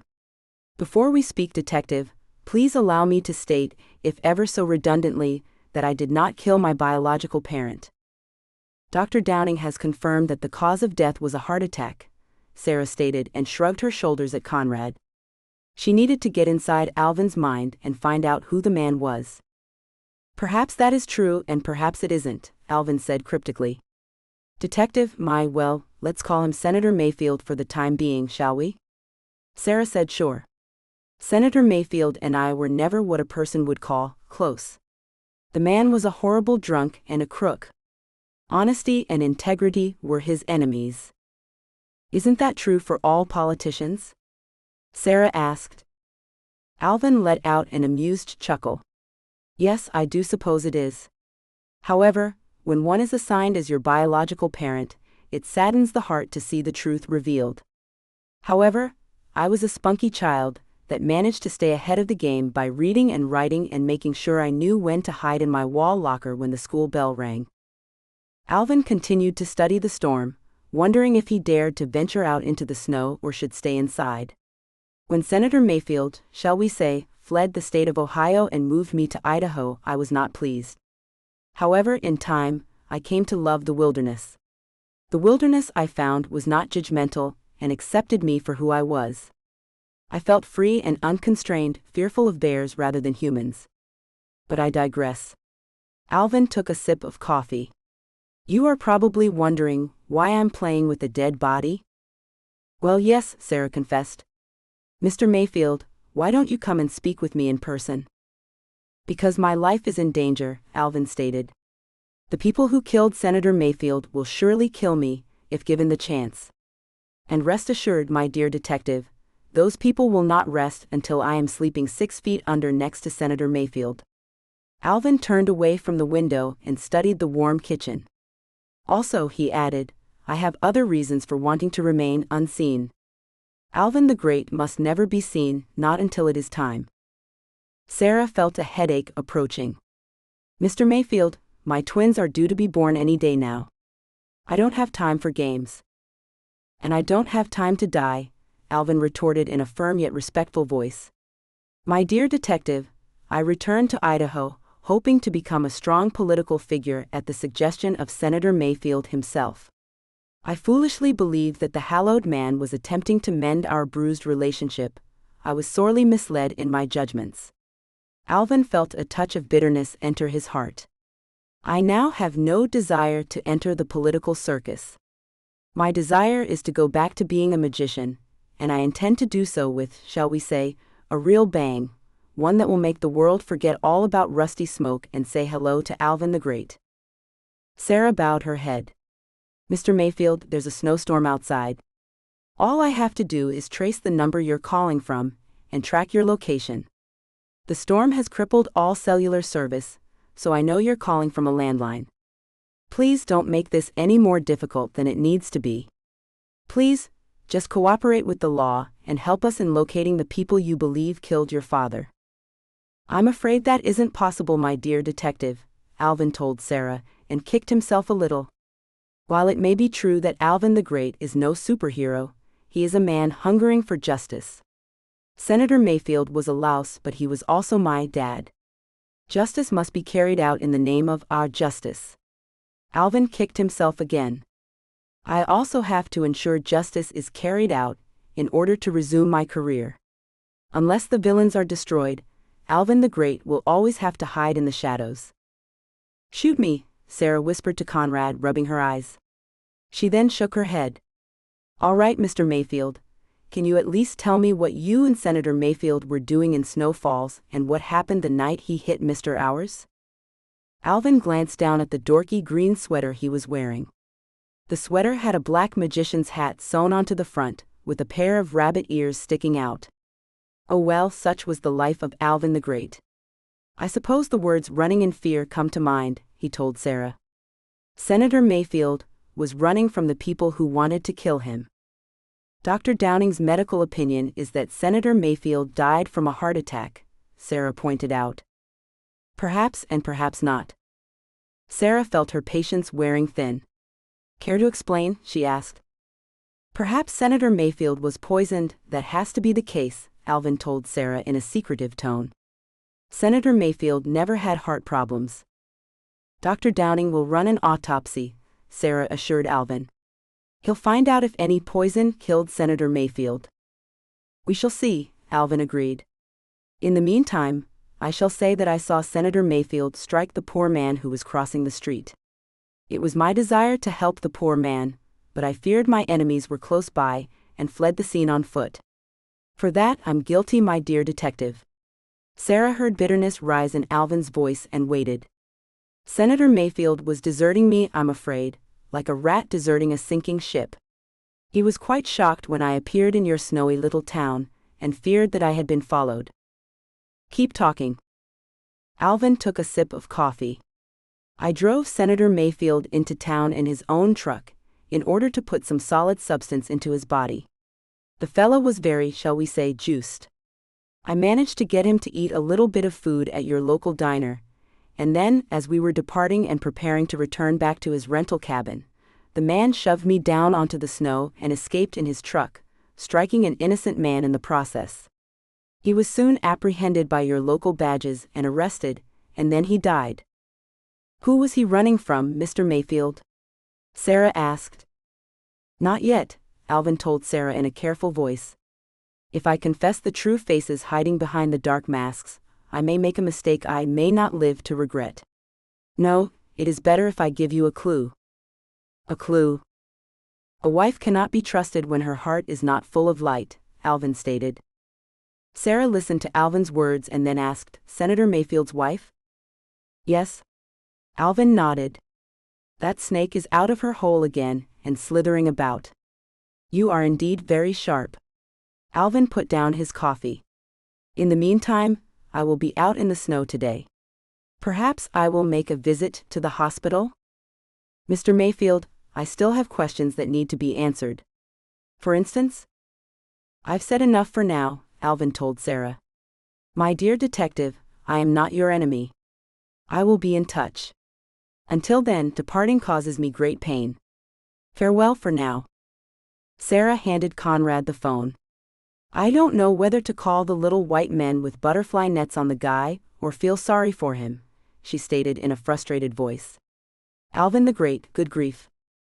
Conrad put down the telephone. I'll give Andrew a call and track this clown down, okay? You may track Alvin the Great down, Sarah warned, but when you do, he may vanish right before your eyes. Sarah looked toward the kitchen door and listened to the snowstorm, and began wondering who was truly wandering around in the snow unseen and unheard. Conrad stood outside a closed wooden door that led into a small, lonely morgue that was currently holding 2 bodies. One of the bodies belonged to Old Lady Mills, a 98-year-old woman who was found dead in her bed from what Doc Downing called natural causes. The second body belonged to Senator Mayfield, and Conrad wasn't about to let Alvin the Great steal the man's body again. Of course, Conrad had no reason to believe Alvin the Great would steal Senator Mayfield's body again, but who would have thought it would have been stolen in the first place? You know, Pete, he said, taking a sip of hot coffee, we located the cabin Raymond A. Mayfield was staying at. The place was empty, except for a fire burning itself out in the fireplace. Alvin the Great could be anywhere. Pete heard frustration in Conrad's voice. Well, if he shows up here, we'll catch him, he said, speaking with a chewed-up cigar in his mouth. Right now, we don't have much to go on. All we can do is wait. I wish Dr. Downing would perform the autopsy already, Conrad fussed. Dr. Downing, from what Andrew explained, is busy upstairs taking care of those 2 fellas who got hit in the head with a fallen tree limb. Pete tossed his thumb up toward the ceiling. Before that, it was those 3 hunters who were found half frozen to death. And then there was Mrs. Mills and... Yeah, I know, Dr. Downing has his hands full, Conrad complained. He studied his coffee and then glanced at Pete. Pete, your contacts haven't found anything? Breadcrumbs, Pete sighed. Mona Jameson, as far as we can tell, is clean except for a few bumps here and there that don't add up to much. The woman has been keeping herself in the clear. And nothing on Senator Mayfield. Conrad leaned his head back against the closed door. Pete, there has to be something. We're still digging, Conrad. Pete chewed on his cigar for a few seconds. We're still digging on Tom Jameson and Ryan Elderson. It takes time. My people still have regular police work to do, you know. Yeah. Conrad took a sip of coffee. My eyes are on Mona Jameson's first husband. The guy ended up sleeping in a bathtub, holding a plugged-in hairdryer. I doubt he killed himself. The coroner marked Albert Jameson's death as suicide, Pete pointed out. The man's body was cremated shortly afterward. Not much to dig at from there. Which leads us right back to Mona Jameson. Conrad watched Pete put his cigar into the front pocket of his gray overcoat, and then pull out a candy bar. We have to make sure Dr. Downing performs an autopsy on Senator Mayfield. Mrs. Jameson is demanding no autopsy be performed, Pete reminded Conrad. He opened his candy bar, took a bite, and then studied the deserted corridor. The hallway was lonely and cold, lined with a depressing yellowish-gray tile and dark brown walls that felt bitter to Pete. Of course, Pete reminded himself, he hadn't visited a morgue yet that didn't have a depressing hallway attached to its body. Hospitals went to great lengths to ensure their front lobby, offices, waiting rooms, and other areas were decorated with life, yet underneath the hospital, desertion and depression. What the eyes can't see, he whispered. What? Conrad frowned. Oh, nothing, Pete answered and worked on his candy bar. Mona Jameson made a call to the Alaska governor's office, you know? Dr. Downing may be prevented from carrying out an autopsy. Andrew hasn't heard anything from the governor yet. Conrad studied the hallway. Time isn't on our side, Pete. But the weather is. Pete grinned. And who is to say that Dr. Downing has to obey any official orders from the state capitol? Pete polished off his candy bar. Conrad, according to the latest weather report, that storm outside isn't going anywhere for a few days, and by the time it does leave, we'll be buried under so much snow it'll take weeks to dig us out. Pete glanced up and down the hallway and continued. This storm is keeping Mona Jameson at a safe distance. The woman is trapped in Anchorage, and the governor is currently in Maryland on some type of official meeting. Maybe time isn't on our side, and then again, maybe it is. But one thing is for certain, the snow is definitely on our side. Conrad took some coffee down and let Pete's words sink in. You may be right, Pete. Maybe the storm is keeping Mona Jameson at bay, but that doesn't change the fact that a killer could be loose. As far as we know, this Alvin the Great guy could be the killer. Conrad finished off his coffee. And if he's not the killer, then the real killer is most likely loose in our town, hiding. He could be anywhere. If Senator Mayfield was murdered, Pete warned Conrad. My gut is telling me the man was murdered. Pete took his cigar back out, tossed it into his mouth, and let out a troubled breath. Yeah, me too, but I still want to wait for an official autopsy report to confirm what my gut is telling me. Pete chewed on his cigar for a few seconds. Conrad, he was cut off when a flash of thick white smoke exploded into the air. It's him. Pete began coughing, spit out his cigar, and went for his gun. Guard the door. Conrad felt the taste of smoke mingled with tear gas begin filling his eyes and nose. He quickly covered his mouth. Tear gas, he yelled, using his right hand to yank out his gun from a hidden shoulder holster. Pete began waving at the white smoke as another smoke bomb exploded, turning the hallway into a thick bay of impenetrable fog. Guard the door, he coughed, desperately covering his mouth and eyes. Conrad, don't. Before Pete could finish his words, a hard hand reached out of the smoke holding a mean short wooden baseball bat. All Pete saw before his world went black was the baseball bat flying right at his head. Lights out, cop. Pete. Conrad yelled, searching the smoke for his friend. Pete, talk to me. Conrad would never admit how he felt about Pete, but deep down Pete meant the world to him. Sure, Pete was cranky and always smelled of cigar smoke, but the man was a great cop and closer than a brother. If anything ever happened to Pete, Conrad would never be able to forgive himself. Pete. Time to sleep, cop, a voice hissed and smacked Conrad in the head with the baseball bat. Conrad saw stars and then dropped into a heavy dark dream filled with white smoke. Now time to get the body and get out of here. Tom Jameson, who was supposedly trapped in Anchorage with Mona Jameson, rushed through the closed door wearing a gas mask, hurried through a small office, and then entered a cold room lined with stainless steel walls. 3 stainless steel tables sat in the middle of the room. The middle table was occupied with the body of Old Lady Mills. The table to the left was empty, and the table to the right held nothing but a crumpled-up white sheet. What? Tom asked with wide, shocked eyes. He ran to the table, snatched up the sheet, and then threw his eyes around the cold room. No, this can't be. Tom searched the cold room with panicked, angry eyes, and then fled the hospital, escaping through the same emergency side door that was old, rusted, and scarcely utilized by any of the hospital staff. The door led Tom into an icy, metal stairwell that held a single flight of stairs that took him to the first floor, and led him out to the back of the hospital where he had left his snowmobile parked in the snowy woods. He has the body again, he hissed. He furiously jumped on the snowmobile and tore loose. From the roof of the hospital, Alvin watched Tom depart. Then he proceeded to escape with Senator Mayfield's body, using the powerful snowstorm as cover. Alvin the Great must never be seen, he said, lugging the dead body down a slippery fire escape. I fear I must not let the authorities have you back for now.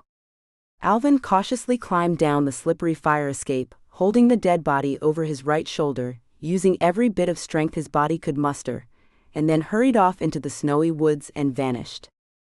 Back down in the basement, Conrad and Pete lay unconscious in a fog of thick smoke laced with tear gas.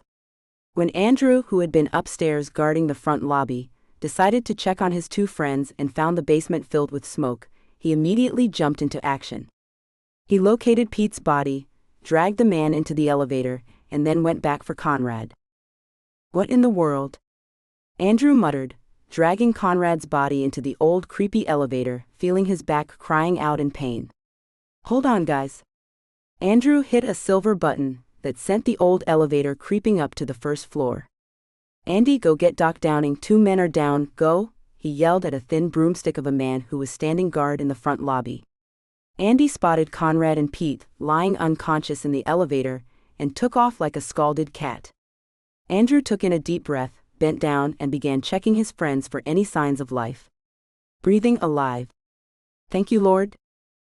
An hour later, Conrad rubbed his forehead, felt a white bandage, and mumbled something to himself. I'm gonna clobber Alvin the Great if it's the last thing I do, he promised, and then walked his eyes around the stuffy brown and blue examining room. Pete was sitting in the corner of the room in a brown chair, also rubbing his forehead. You okay? Pete held up his hand. I'll live, he said in a grumpy voice, feeling like a cop who had been knocked silly with a wet bag of sand. We let the body. Pete closed his eyes. Is this Alaska or Los Angeles? Alaska, Andrew told Pete, leaning against the examining room door.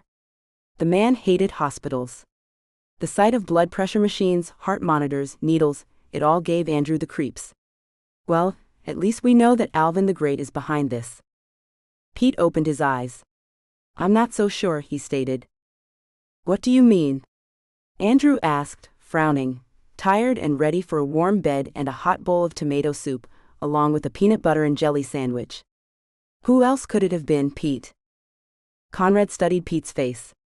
What are your thoughts, Pete? The voice that I heard before my lights went out, the voice sounded like it belonged to a man who had to be at least 45 or older. Raymond A. Mayfield is 35.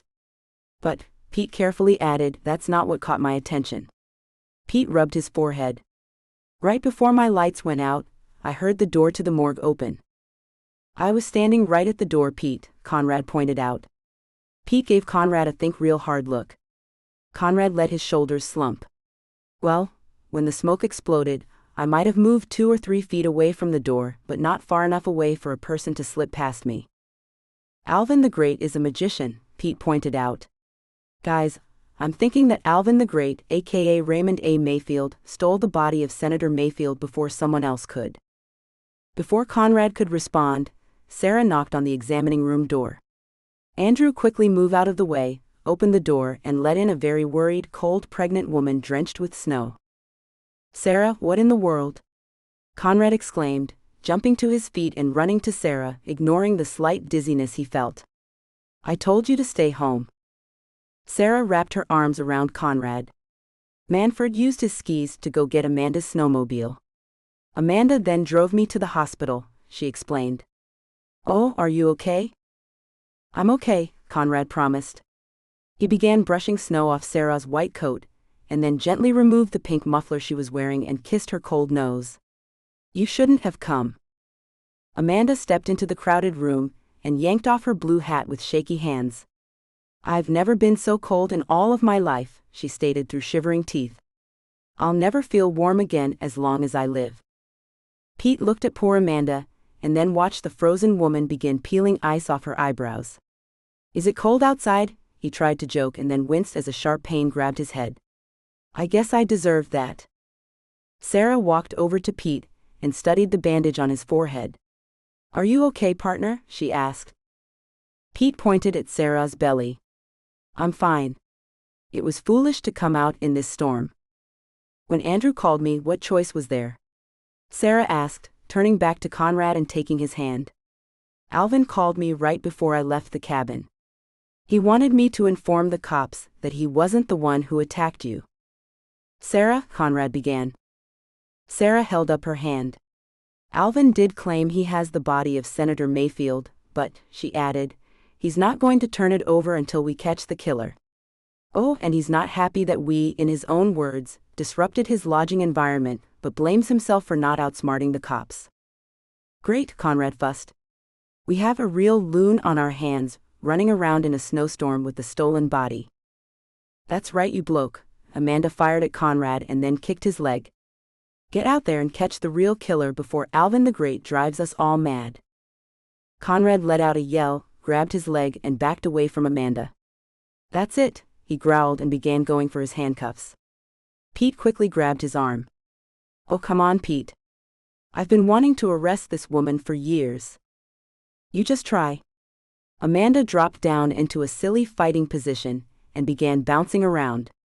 Come on, I'll smear you. Sarah rolled her eyes. Yes, she was grateful Conrad and Pete were both alive and well, but good grief, now wasn't the time to see her husband and best friend have a boxing match. However, the sight of Pete holding Conrad's arm back, and Amanda bouncing around like a silly cat was pretty funny. "Give me strength," Sarah begged. "I'll smear the floor with you, you bloke." "Pete, just let me get my handcuffs," Conrad yelled. Outside, the snowstorm raged on, while Tom Jameson slithered back to a hidden cabin, and Alvin the Great broke into Sarah's coffee shop with a dead body. Yes, murder and mystery in a snowstorm, Sarah thought, along with a furious husband and angry best friend, made life very interesting. "Handcuffs, Pete, now. I'll smear you." Chapter 5. Alvin stored Senator Mayfield's body in the small office resting in the back kitchen of Sarah's coffee shop, turned off the heat, and hauled Bud out the back door. Because the power was out, and the coffee shop was operating off generator power, entry and escape was fairly simple. Also, the security alarm, which any bozo could bypass, wasn't very difficult to outsmart. For now, Alvin assumed, stepping out into a frozen, white, snow-filled alley full of howling winds, the body of Senator Mayfield was safe, or so he hoped. Alvin the Great must roam the frozen tundra and keep watch for the enemy, he whispered in a brave stage voice that even to himself sounded dorky and lame. He quickly slammed a black ski mask over his face, yanked a black hood over his head, tucked his body into the icy winds and began walking down the alley. 5 minutes later, he turned around and hurried back to the coffee shop. "Too cold, Alvin the Great needs to warm up first," he said through shivering teeth as he stepped back into the kitchen of the coffee shop, closed the door, and quickly turned the heat back up. As Alvin warmed his hands, Sarah stood studying the small black box that had begun beeping in her purse. "Someone tripped the hidden laser at the coffee shop," she explained. "3 guesses who?" Conrad rubbed the back of his neck. "I think we know who the winner is." "It's a good thing you had those lasers installed," Andrew said as he checked his gun. "Using a dummy security system was also smart." "A trick Pete taught me," Sarah explained, smiling at Pete as she put the black box away. "Well, I guess we better get moving." "We?" Conrad scoffed. "No, ma'am.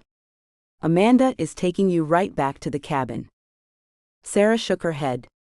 "Conrad, the hospital is 7 good miles from our home and less than a mile from town. I'm not up for another 7-mile ride, not in this weather." "Me neither," Amanda said. "What are you, fruity in the head?" She rolled her eyes and then grabbed Sarah's hand. "Come on, love, I'll drive you to the coffee shop. Maybe we'll finally catch Alvin the Great." "My wife will ride with me," Conrad informed Amanda. "Pete, you drive that loudmouth back to town, okay?" "Loudmouth, why I should flatten your lip." Amanda shook her fists at Conrad. Conrad rolled his eyes. "One day, you bloke, your body will vanish and be buried deep in the Alaskan wilderness." "You too," Sarah sighed, having had enough. "Conrad, Amanda, you know what, you two drive back to town together. Pete, you're with me. Let's go." Sarah grabbed Pete's hand and walked him out of the hospital, leaving Conrad and Amanda fussing at each other as they followed. "See what you did? You upset my wife." Conrad barked at Amanda, slapping on a pair of black winter gloves. "I did no such thing, idiot," Amanda barked back as she slapped on her muffler and prepared for an icy ride. She glanced behind her and saw Andrew grinning. "Don't make me slug you." Andrew threw up his hands. "No, ma'am." Sarah giggled to herself as she walked out into the snowstorm with Pete, and made her way to a green snowmobile parked out front. "Those two," she told Pete. Pete shoved a cigar into his mouth, climbed onto the snowmobile, and patted the back seat. "Hop on, kiddo, old Pete is ready to ride." Sarah carefully made her way onto the snowmobile, with Pete's help of course, and put on a green helmet. Pete slapped on a gray helmet, brought the snowmobile to life and got moving. "Hold on," he called out. I'm holding." Sarah called back, holding on to Pete as tightly as possible, feeling as if the snowmobile helmet she was wearing was going to squeeze her head in half. "I thought being pregnant was supposed to be fun," she called out as Pete took the snowmobile out onto the street and aimed the nose toward town. Of course, any sane eye couldn't tell that there was a street running in front of the hospital, and honestly, Pete just hoped he was on the street. If not, He figured Sarah would probably tell him he was going the wrong way. Snow always transformed the world into a mysterious atmosphere that turned a simple street into a white trail of danger and confusion. "You just hold on," Pete yelled, keeping the snowmobile at a steady speed as the snow and winds attacked his body, eating through his thick overcoat and grabbing at his skin. Pete reckoned he had never felt such cold before, a cold he was going to have to become friends with.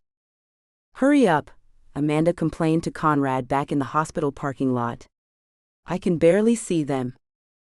Conrad jumped onto Amanda's blue snowmobile, snatched on a gray helmet, waited for Amanda to get situated, and then hit the gas. "Hold on." Amanda nearly lost her balance and tumbled off the back of the snowmobile. She let out a cry, grabbed Conrad's shoulder, and yelled, "You crazy bloke, I'm going to murder you." Conrad grinned. It was fun having a woman who had become a sister fussing up a storm. Why? Because he was the one driving the snowmobile, and there was absolutely nothing Amanda could do. "I'm going to." "Hold on," Conrad yelled, and ordered the snowmobile to pick up speed, sliding out onto the road at a dangerous angle and then racing to catch up to Sarah and Pete. Amanda nearly slipped off the back of the snowmobile again, and then began trying to choke Conrad. Conrad grinned, tucked his head down, and raced up behind Sarah and Conrad. Sarah turned her head, saw Amanda struggling to choke her husband, and giggled. "Those two," she called out to Pete. Pete nodded his head and focused on making it to town without turning into a snowman. Sarah tucked her head down against the wind and held on. By the time Pete parked a few stores down from the coffee shop, he felt frozen to the core but managed to climb off the snowmobile and take out his gun. "I'll cover the alley," he said through chattering teeth. Conrad jumped off Amanda's snowmobile, taking a few punches as he did, and jogged up to Pete. "I'll take the alley, Pete. You cover the front," he said as he yanked out his gun. Pete hesitated, and then nodded his head in agreement. In the old days, Pete always secured the alley. However, he was standing in a small northern Alaska town being beaten down by a fierce snowstorm, searching for a crazed magician. The thought of forcing his frozen body through the snow and circling around back in order to secure a frozen wind tunnel didn't exactly sit well in his mind. "Take off." Conrad gave Sarah a quick kiss on her frozen nose. "Give me 10 minutes, and then go into the coffee shop." 10 minutes. Sarah nodded her head, and then gave Conrad a be careful look. "Please." Conrad smiled and ran off into the snowstorm with his gun at the ready, just as Andrew appeared on a brown snowmobile. Sarah watched as Conrad stopped Andrew, talked for a few seconds, and then took off running again. Andrew quickly jumped off the snowmobile and followed. "Two is better than one," Sarah whispered, grateful that a good, decent man like Andrew had joined her husband.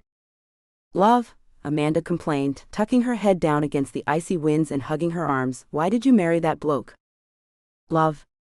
Sarah smiled. She took Amanda's hand and carefully began walking her toward the coffee shop. The howling winds, she knew, were disguising every exterior sound, including the sound of the snowmobiles. Sarah had spent many winter nights inside her coffee shop listening to the winds while trucks and snowmobiles crawled up and down the street. The only sounds that floated into Sarah's ears now were the sounds of angry, lonely, crying, howling winds. "Remind me to have you admitted to a mental home after your twins are born," Amanda warned, and then touched Sarah's tender tummy. "How are you feeling, by the way?" Sarah stopped walking. "Cold and tired," she admitted, "but I'm not ready for the drive back to the cabin." Sarah studied the storm-battered Main Street, looked at snow-soaked shops that she knew by heart, and then let her eyes rest on a street that was knee-deep in snow. "It's amazing how snow changes the world, isn't it?" she asked as her teeth began to chatter. "We can talk inside," Pete begged, hugging his arms, struggling to keep warm. Sarah managed to ignore the cold in her mind as her eyes studied the snow with love. "The snow hides me away," she whispered, and then started moving. By the time she reached the front door of the coffee shop, 10 minutes had nearly passed. "Okay, let's get inside," she said, digging a set of keys out of her purse and then pulling out a gun. "Junebug, unlock the front door. Pete and I will cover you." Amanda took the keys with shaky hands covered by thick winter gloves that felt useless against the cold, looked at Sarah with a careful eye, and then carefully began unlocking the front door. Alvin, who was sitting in the kitchen at a small, round wooden table, had no idea that Conrad and Andrew were in the back alley. In Alvin's mind, he was safely hidden in a very clever location. Yes, he was a clever, brave hero who had turned a simple coffee shop into a hidden cave, a hero who had outsmarted a simple security system and was now warming his frozen body, a hero who had no clue that he had set off a hidden alarm. Alvin the Great will warm himself and then? Alvin said, talking to himself, pretending to be a great hero, but stopped when he heard the front door of the coffee shop open. The poor guy nearly wet his pants. Oh crud. Alvin fell back in his chair, scrambled to his feet, and took off for the back door. But as soon as he yanked open the back door, he saw Conrad shove a gun at him. Oh crud. Alvin slammed the door shut with panicked hands, studied the kitchen, and then reached into his coat pocket and yanked out a few smoke bombs. Alvin the Great mustn't be caught, he said in a panicked voice. He activated the smoke bombs, and then yanked open the back door just as Pete charged into the kitchen. Conrad saw the back door burst open again. White, heavy smoke immediately began flooding out into the alley. Not this time, pal, he yelled, slapping smoke from his face and stepping into the doorway with his gun at the ready. You're not escaping. Andrew, cover my back. Andrew slapped smoke away from his own face and began moving his gun around, searching for any signs of human movement. Pete, hearing Conrad yell at Andrew to cover his back, moved through the thick smoke toward the back door. Conrad, moving toward you, he yelled. I've got the kitchen entrance secured. Sarah called out, standing in the doorway leading into the front room with her gun at the ready. We've got you this time, pal. Conrad hollered, moving into the kitchen with Andrew covering his back. You've got nowhere to run, give yourself up. Pete spotted Conrad's body in the smoke, and then looked to his left and right. That's when the reality of the situation struck him, like a sour cheeseburger hitting the belly of a hungry alley cat. Ah, he got away. Pete roared and kicked the floor. What? Impossible, he's in the kitchen somewhere. Conrad demanded, meeting up with Pete as the white smoke began to thin out. But where? Pete asked, stepping out into the alley. The alley, although filled with white smoke, was clear. Magicians, they all need to be shot, he fussed and hurried back into the kitchen, leaving Andrew to stand watch at the kitchen door. How? Conrad cried in a desperate voice. He threw his hands up into the air and marched off to the small office. We've got the body, at least we have that. Sarah joined Conrad, spotted Senator Mayfield slumped over at an old worn-down wooden desk and sighed. We're never going to catch Alvin the Great, she told Conrad, patting her husband's shoulder before leaving the kitchen. Junebug, make me a pot of coffee, please, I need to rest. Sure thing, love, Amanda promised and ordered Andrew to close the blimey back door before she froze to death. Andrew jumped out of his skin, closed the back door, and joined Conrad and Pete at the office door. Amanda rolled her eyes and set out to make a couple of pots of hot coffee. Sarah sat down at a cozy table and plopped her chin down onto her gloved hands. As she did, her eyes spotted movement at the front door. Huh? She asked, raising her head. She spotted Alvin yank open the front door with a smile, wave at her, and then vanish into the snow. But how, I mean? Sarah raised her hands in frustration and then dropped them. No sense in trying to chase him down. Alvin, who had barely managed to escape the clutches of people he considered reluctant allies, ran off into the snow with a racing heart, realizing that he had barely escaped being captured. Sure, he had given Sarah a theatrical smile before departing the coffee shop, but deep down he was shaking all over. Being a hero wasn't as easy as the dopes in the movies made it out to be.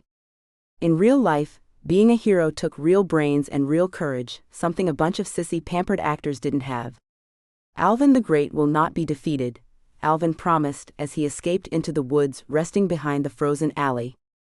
Alvin the Great will win this battle and regain his career while making sure his enemies perish. While Alvin ran off into the snow, Sarah sat rubbing her eyes, wondering how in the world Raymond A. Mayfield had managed to escape from the coffee shop.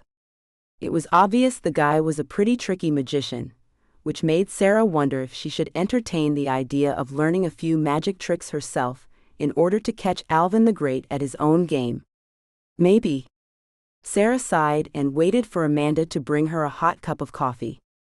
It was going to be a long, snowy, cold day, and little Sarah and little Conrad were not the least bit happy. No, sir. The two beautiful twin babies resting safely in their mother's womb were discussing the idea of seeing what all the fuss was about in the outside world. Okay, so we have the body, let's keep the body this time, Pete growled. And while we're at it, we better turn down this heat or this body is going to start getting pretty ripe. Andrew rubbed the back of his neck.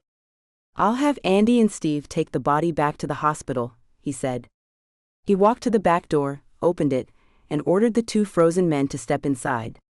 You guys take the body back to the hospital and guard it, he explained in a concerned voice.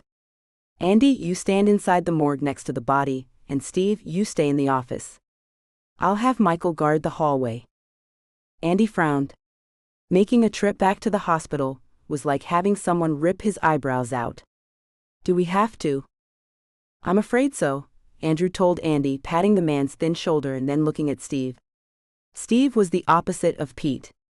The man, although not entirely fat, was built like a chubby grizzly bear. We're working overtime, guys. Sorry. Part of the job, right? Steve said, slapping snow off the brown coat he was wearing and nodding at Conrad. Don't worry, we'll guard the body, unlike those two city cops, he teased. Yeah, Andy jumped in. City cops aren't fit for small-town action, right, Steve? He nudged Steve with his elbow and then grinned at Conrad. Roasting Conrad was fun. Don't worry, detective, we'll make sure the stiff stays put this time. All right, you guys, Andrew warned. Andy and Steve laughed. Oh, Conrad knows we're only teasing. Besides, we're in no hurry to get back out into the storm. Pete leaned against the kitchen counter studying Andy and Steve, deciding whether he wanted to shoot the two clowns or wait until later when no witnesses were present. Get the body back to the hospital before it turns ripe, he ordered, shoving a cigar into his mouth and narrowing his eyes. This city cop isn't in the mood to be roasted, boys. Andy and Steve read Pete's eyes. Andy shot Steve a worried glance. Yeah, sure, he told Pete. Pete simply nodded his head while patting the gun that was hidden under his overcoat. Those two are good cops, Pete. Andrew stepped in, hoping to prevent bloodshed, or at least prevent Pete from kicking Andy's and Steve's butts up and down the frozen alley. Pete, Andrew knew, was not a man to be pushed around. All right, you guys, enough kidding. Get the body back to the hospital. Conrad walked over to the back door, opened it, studied the stormy alley, and then looked back at Pete and Andrew. Storm is getting worse. I don't think Pete and Steve need to leave town. Maybe they should put the body in the basement of the station. The basement is almost as cold as it is outside. It's like an iceberg down in that hole. Andrew considered Conrad's suggestion. Yeah, okay, he agreed. We might have a better chance of guarding the body at the station anyway. There's only one door leading in and out of the basement. Well, there are the 3 basement windows, Andy pointed out. Piled over with snow, Steve added and gave Andy a boy are you dumb look. You'd have to be a magician to get into the basement. Well, Sparky, that's exactly what Alvin Mayfield is, Andy popped, slapping Steve's blue and white police muffler off and rolling his eyes. Hey, watch it. Steve fussed as he tried to catch his hat. All right, you two, enough, Andrew ordered and then let out a tired laugh. You two haven't changed since we were in school. Nope. Andy smiled, slapped Steve on his shoulder, and then eyed the door leading into the small office. Steve and I have been friends since we were 7 years old, not much has changed, he explained. Well, we might as well get to work, huh? Might as well, Steve said, picking up his hat and then walking into the small office with Andy. A few minutes later, he backed out carrying Senator Mayfield's legs while Andy worked on carrying the dead man's shoulders. Andrew quickly opened the back door. Better if Sarah doesn't see, he told his two friends. With her being pregnant with the twins and all. Pete checked his gun, and then followed Andy and Steve out into the frozen alley. I'll follow these two back to the station and make sure the body gets put in the basement, he told Conrad. You stay with the 2 girls. Andrew, you better come with me. You got it, Pete. Andrew slapped on his muffler, pulled out his gun and trailed after Pete. I'll be at the station within the hour, Conrad called out. He closed and locked the back door, reset the dummy alarm, and then carefully reset the laser alarm. That should do it, he said in a confident voice, studying the warm kitchen before walking into the front room. Andy and Steve are carrying the body back to the station. We're going to store the body in the station's basement, he explained. Pete and Andrew are covering their rear. Sarah nodded her head, took a sip of hot coffee, and studied the front door. Alvin was wearing a black ski mask. I didn't see his face. I also didn't see how he managed to get into this room without being seen. Tell me about it, Conrad said, walking over to the front door and studying the lock. This guy isn't a genius, but he's obviously not dumb. Unlike some I know, Amanda told Conrad in an accusing voice. Boy, 3 cops and you let Alvin the Great escape. Talk about dumb, dumb. Amanda picked up a cinnamon roll, took a bite, and then continued. I wouldn't be the least bit shocked if that dead bloke ended up missing again. Cops yeesh. Hey, look, it isn't our fault, Conrad began to tear into Amanda with sharp teeth. Sarah quickly held up her hand. Not now, she begged. And Junebug, well, you do have a point. Thanks a lot, Conrad complained. No, what I mean, Sarah clarified, is that we all seem to be defenseless against Alvin the Great's appearing and vanishing acts. And now we also have to worry about a second unknown person who seems to be using the same mo as Alvin the Great. And right now we have absolutely no clue as to who the guy is. Bunch of clowns, Amanda fussed. Smoke appearing, vanishing, stealing a dead body, sick. Sarah rubbed her chin. Well, we do know that Raymond A. Mayfield did steal items from O'Malley's that are connected to magic shows. Smoke bombs, old fireworks, mirrors, things of that nature. It's my belief that Alvin the Great is going to attempt to become a superhero in order to restart his career as a magician. Sarah took a sip of coffee. This morning when I woke up, I spent about half an hour doing some more research before cooking breakfast. Conrad walked over to the table Sarah and Amanda were sitting at, looked down into the face of his beautiful wife, and nodded. What did my little detective dig up? Raymond A. Mayfield's career was starting to fail, Sarah explained. His acts were becoming outdated. New and upcoming magicians were quickly pushing Rusty Smoke out into a cold alley. And it was about that time that the guy decided to return to Boise. Later on, he announced that he was going to run for governor. Conrad studied Sarah's eyes. But I'm wondering if Senator Mayfield manipulated his son, Sarah said. She took some more coffee down and studied the interior of the coffee shop. The interior, which still resembled the 1930s, felt warm and inviting, felt like home. Sarah loved her coffee shop, adored it. Sure, the coffee shop was scarcely open for business, but Sarah knew that after the twins were born, and when she had the time, she would open the coffee shop for at least 3, maybe 4 days a week, or so she hoped. The coffee shop wasn't a money-making business by any means, and Sarah surely didn't need the money. No, the coffee shop was an old friend that needed to be visited every so often with a loving smile and warm hello. But now wasn't the time to think about how many days Sarah might be able to keep the coffee shop open. If I could just get Raymond A. Mayfield to sit down and talk to us. Fat chance, love, Amanda laughed, shoving more cinnamon roll into her mouth and tossing a thumb up at Conrad. With that bloke on the job, along with the other stooges, we've got more of a chance of a hungry grizzly bear rolling over and letting us pet his tummy than catching Alvin the Great. Conrad shot Amanda a sour eye. Don't push it, he growled. I don't see you coming up with any ideas, like the pea brain inside of your head could come up with any sensible ideas. Well, you smelly bloke, Amanda stated, washing down her bite of cinnamon roll with some hot coffee. It just so happens that the little pea brain inside of my head has come up with a very clever idea. I don't think taking Alvin the Great shopping is a clever idea, Conrad groaned. Oh, shove a flat tire into that empty head of yours, Amanda told Conrad, and then shook her fist at him. I should flatten your lip, but I'm a lady, so I will simply tell my dear, lovely friend my idea. Sarah grinned. Amanda never failed to brighten her day. Yes, Junebug, what is your idea? A net. A net? Conrad asked. Are you kidding me? That's the dumbest plan. Please, Sarah begged, patting Amanda's hand and nodding at her best friend to continue. Thank you, love, Amanda said.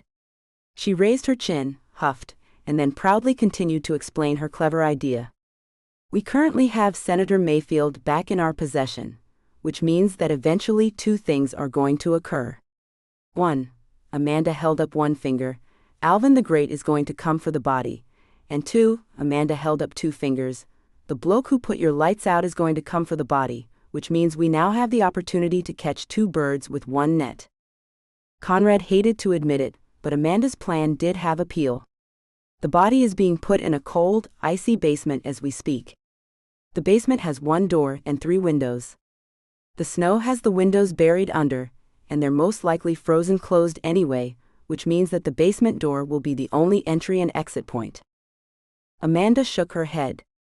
You need to take the body back to the hospital. We have to give Alvin the Great room to breathe. Besides, the second unseen bloke probably won't attempt to steal a dead body from a police station. I'm not so certain, Conrad objected. It seems to me that Mona Jameson is desperate to make sure no official autopsy is conducted on Senator Mayfield. Desperate people do desperate things, yeah, I know.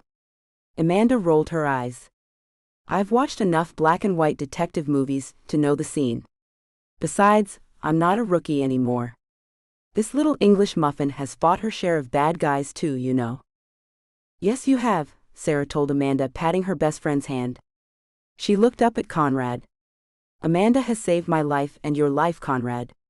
She's been standing at my side from the very first day I moved to Snow Falls, and she's almost been killed numerous times because of her faithfulness to our friendship. She deserves to be treated with respect, okay?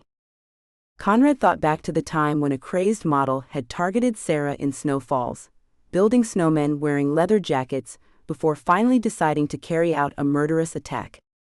Amanda had saved the day, saving not only Sarah's life but his life as well. Yeah, you saved our backsides more than once. In Oregon, that insane teenager had the upper hand on me and was about to fill me full of bullets. If Amanda hadn't shown up when she did and slugged him in the face, I wouldn't be sitting here, Sarah told Conrad. Well, all in a day's work, love. Amanda blushed.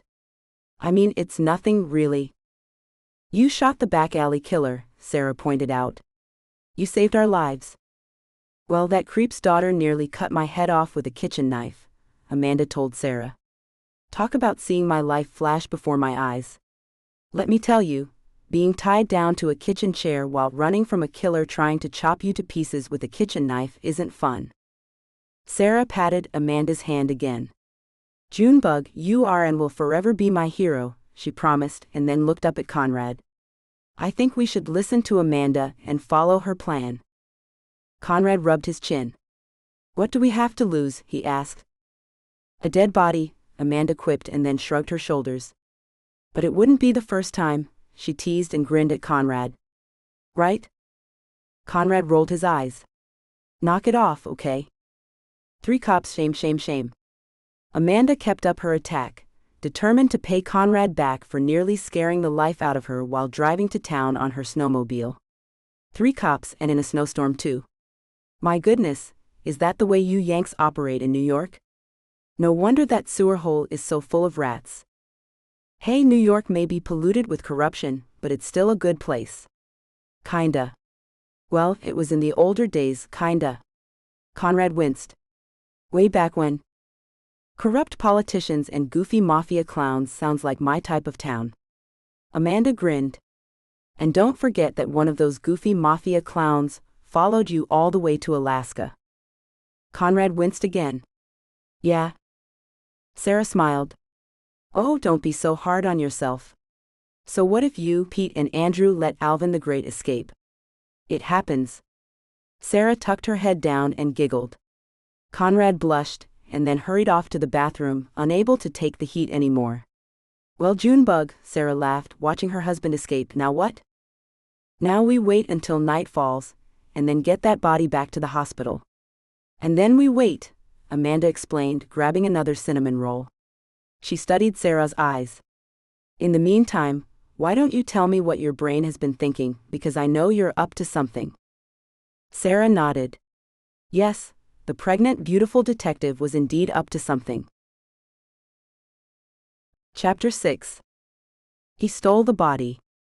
Tom Jameson yelled into a brown telephone as he yanked a snow-soaked ski mask off his head, revealing the face of a 45-year-old man with dark gray hair that was supposed to radiate brilliance but instead cast arrogance over a hard, mean face. Mona Jameson, who was standing in a luxury hotel room in Anchorage, felt her cheeks turn red. She threw her cold, deadly eyes at Ryan Elderson, and then marched over to a window, yanked back a set of silk green curtains and looked out at a city that was being battered by a vicious snowstorm. I can't trust you to do anything. Ryan Elderson, a spineless worm who took orders from Mona Jameson, pretended to straighten the blue tie attached to the gray suit he was wearing, and then proceeded to make sure his gray hair was in order before leaving the hotel room to visit the restaurant downstairs and get a bite to eat. Mona threw him a "don't you dare" eye. Ryan froze. In the eyes of the world, the man was a cruel politician bent on destroying the moral foundation America was built on. But behind closed doors, he was a spineless coward who took orders from people like Mona Jameson and other people who filled his pockets full of money. Ryan Elderson was a face and nothing more, a face hired by deadly people to appease a decaying public. Senator Mayfield had been a face too, but the foolish man had decided to break the rules and override the power Mona was controlling him with. The foolish man had even decided to bring his son into the picture, manipulate the poor lad, and have him take the fall for murdering Mona Jameson. Of course, Mona had become wise to the plan and set out to kill her husband, well, political husband. However, now it seemed that, even though Mona had succeeded in killing Senator Mayfield, she was in a dangerous bind. If an autopsy was conducted on Senator Mayfield, the findings would certainly be damaging. I'm hungry, Mona. And it seems that you and your son have much to talk about. Tom stomped snow off the black boots he was wearing, and threw his angry eyes around a warm kitchen that to any decent soul would appear inviting and cozy, especially with a snowstorm blazing outside. Tom Jameson was far from decent and in a very dangerous situation. If an autopsy was carried out on Senator Mayfield, a lot of powerful people were going to take a deadly fall, people who would most certainly ensure that Tom ended up dead before they were shipped off to prison. But what worried Tom the most was his own mother. Yes, Mona Jameson would be the person planning his murder. Send Ryan out of the room. We don't need him. Mona narrowed her eyes, and then pointed at the hotel room door. Bring me back a tuna salad sandwich, a salad and orange juice, and some fruit.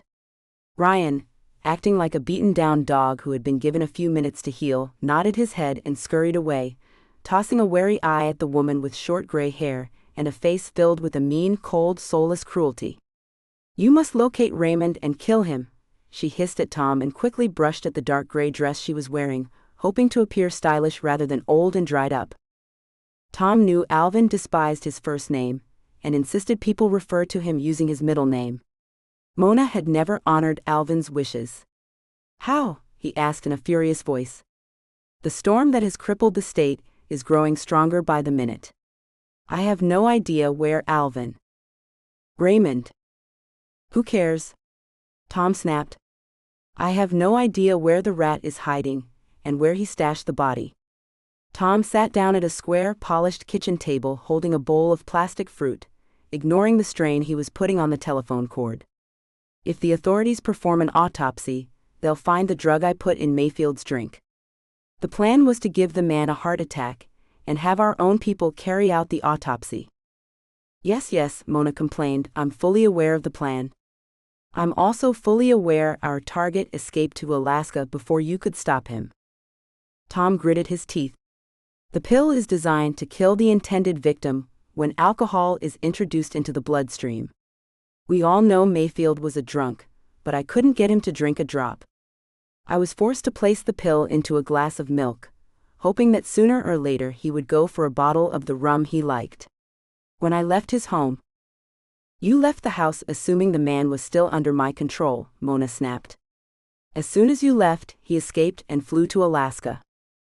Okay, so Mayfield pulled the rug over my eyes, Tom fired back. I'm here now, aren't I? I'm doing all of the dirty work. Mona rubbed her eyes. Her son was not only bothersome, weak, whiny, and problematic, he was arrogant and self-centered and consumed with excuses that supported his self-pitying attitude.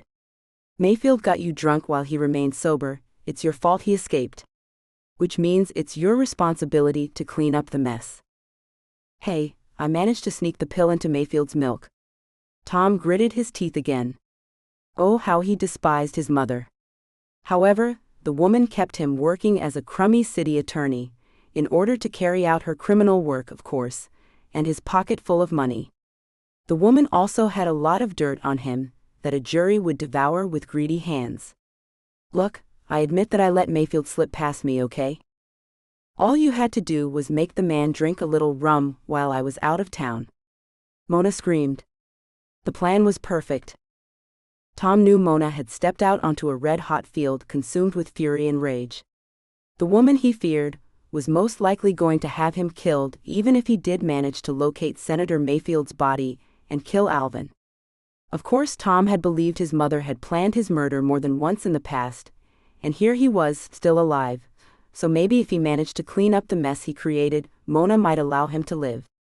One thing was for certain, he was losing the battle of tempers. No one is going anywhere in this storm, Alvin has to be staying somewhere. I need you to start checking all the rental cabins. Mona could have burst into a ball of flames. Don't tell me what to do. You want the body, don't you? Tom asked. We need to work as a team. This coming from a drunk who can't even defend a pickpocket. Mona slammed the curtains closed, stormed over to the writing desk, nearly yanking the phone cord out of the wall, sat down and snatched up a pen. Ryan is having second thoughts, she informed Tom, temporarily changing direction. I can read his eyes. Mona began doodling on a white piece of paper. She always doodled when her temper was flaring. Why? She didn't know. An old elementary school habit, she guessed. We have to kill him. Tom closed his eyes. Killing Ryan Elderson was out of the question. We need to focus on Mayfield first and get ourselves in the clear. Ryan knows we killed Mayfield, you idiot. Mona pressed the pen she was holding down so hard she broke through the paper she was doodling on. Of course, that's another one of your mistakes, which means you must kill the man or else. Tom swallowed. I understand, he assured Mona, feeling his own anger and rage dripping out of his chest and landing on the polished hardwood floor. Mona's tone clearly told Tom that his fear of being murdered was soon going to become a reality if he didn't obey. Let me handle Mayfield and his son and then we'll focus on Elderson.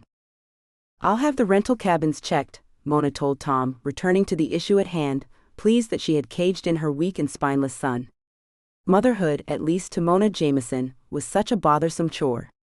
In the meantime, stay at the cabin you're in and wait for my call. No, on the other hand, go back to the hospital and stay out of sight. Easier said than done. The hospital here is small and... Remain outside in the snow. Mona yelled. I'll freeze. Then freeze. Mona yelled again, throwing down her pen and standing up. So much for doodling. The police may locate Alvin and retrieve the body, which means you must watch the hospital. Tom had no intention of venturing back out into the storm. Yes, all right, he lied, fully intending to stay indoors. Besides, there was no way Mona would or could ever know the truth. Staying indoors next to a warm fire was far more important at the moment than watching a small hospital in an icy snowstorm freezing to death. And it wasn't likely the police were going to locate Alvin or the missing body anyway. I will call you first thing tomorrow morning. In the meantime, keep watch and call me if anything important develops. I will, Tom assured Mona and then asked, what if Alvin escapes with the body?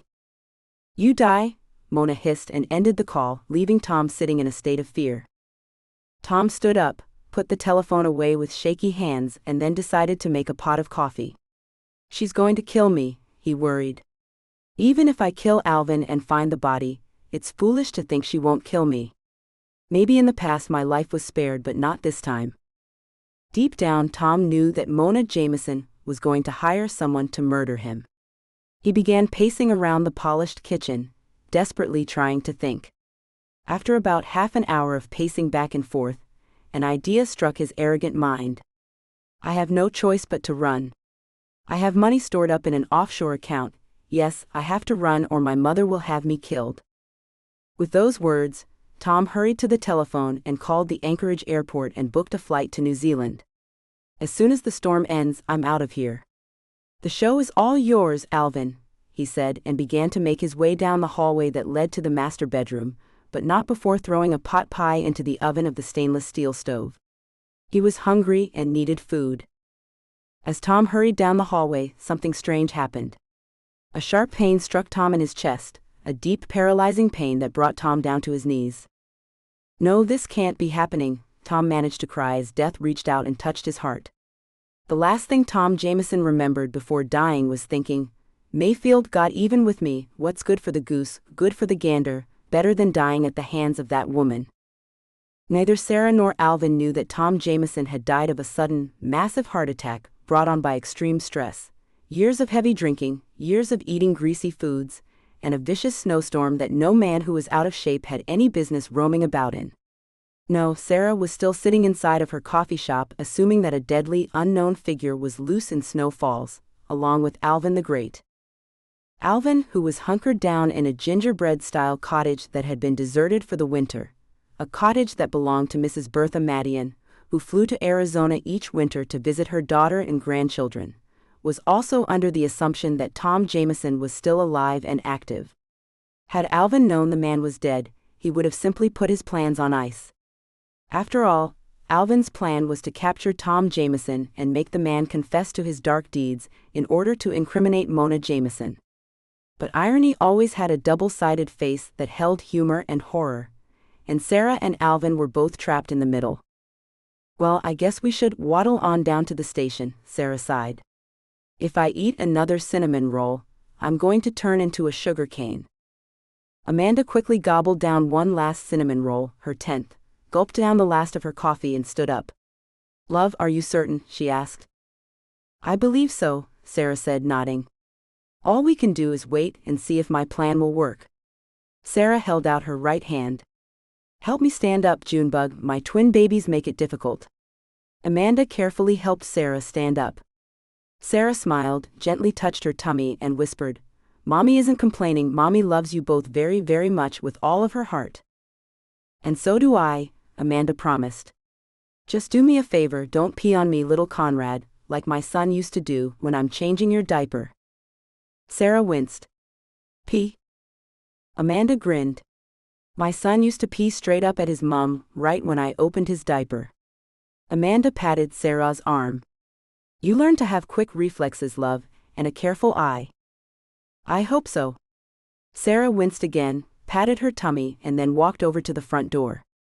Well, if I get hit with a stream of pee, that's what being a mother is all about, right?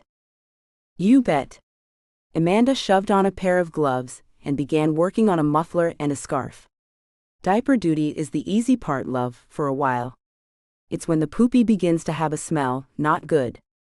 Sarah slung a pink wool scarf around her neck. You mean the poop doesn't smell at first? Amanda shook her head.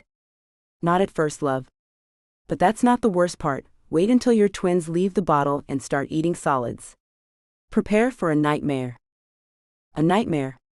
Sarah gulped. Food all over you, your clothes, the floor, the walls, everywhere, Amanda explained. And the poopy smell afterward, but that's all part of motherhood, love. Amanda winked at Sarah. Don't worry, we'll make Manfred feed the twins and Conrad change the diapers. If only, Sarah replied, and then took a moment to ingest the images Amanda had thrown into her mind. I look forward to changing every diaper and wiping up every bit of spilled food, Junebug. You know, love, Amanda said, smiling, I did too. Amanda took Sarah's gloved hand.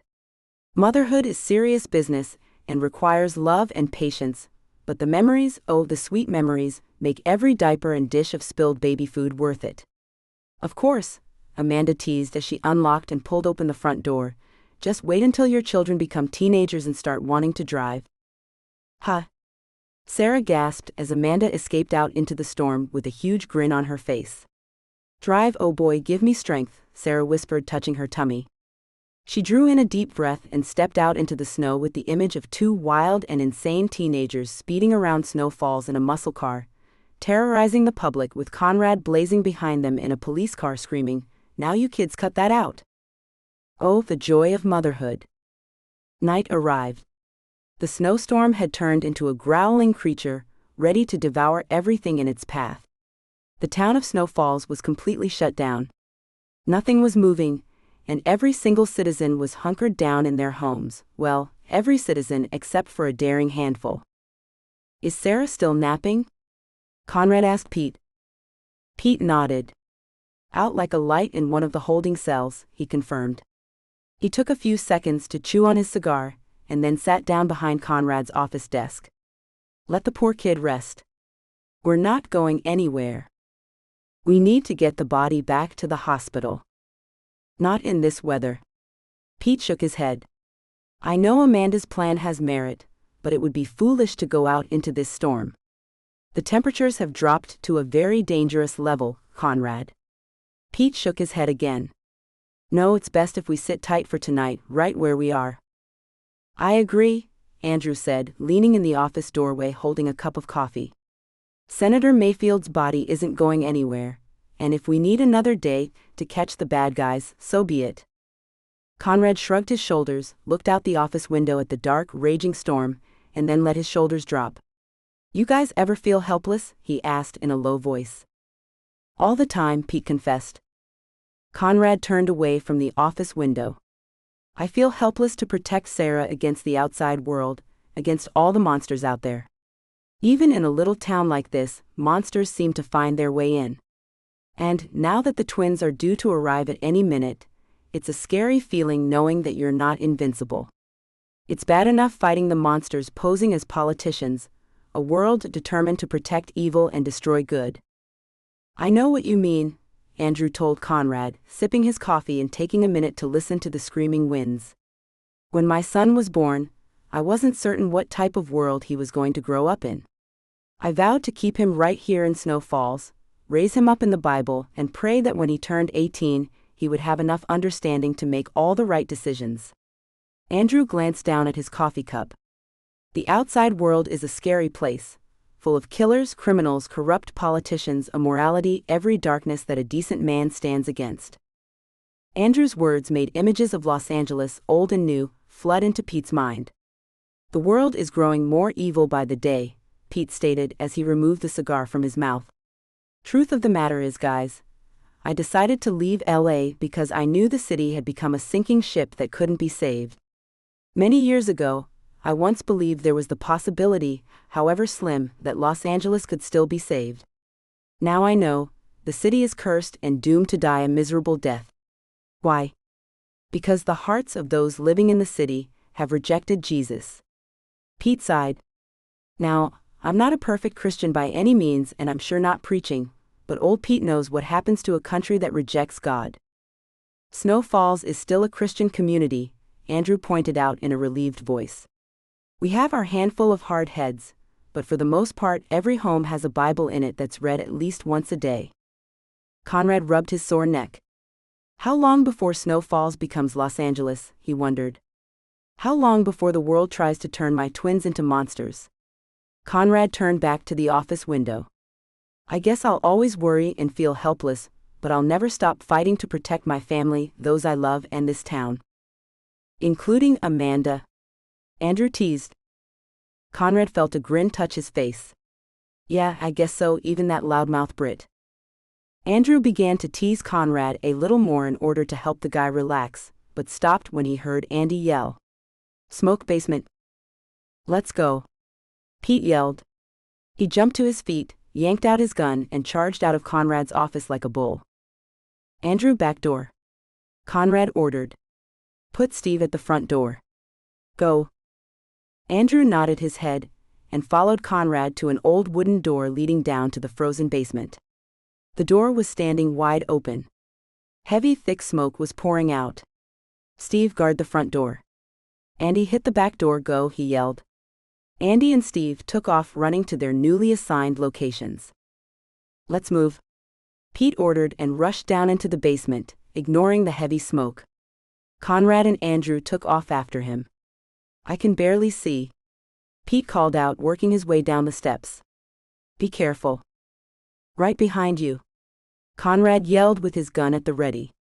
There's no way he can escape this time. Pete reached the bottom of the stairs, squinted into the smoke, and saw a shadowy figure standing next to the table that Senator Mayfield's body had been placed on. There, he yelled and vanished into the smoke. Conrad chased after him. Andrew followed close behind. You at the table, hands in the air, Pete ordered. Hands in? Before Pete could finish his sentence, the lights went out, casting the basement into a thick, cold darkness. Now 3 smart cops would have, or at least should have, used whatever common sense they had gained during years of police work. Instead, Pete dove further into the darkness, struck a sewing dummy Andrew's wife had put in the basement, and began swinging his fist. Unfortunately, he struck Conrad right in the nose. In return, Conrad, who thought he was being attacked by either Alvin the Great or the second unknown villain, grabbed Pete and slung him toward the stairs. Pete collided into Andrew, who in return, grabbed poor Pete by his waist and began trying to tackle the man.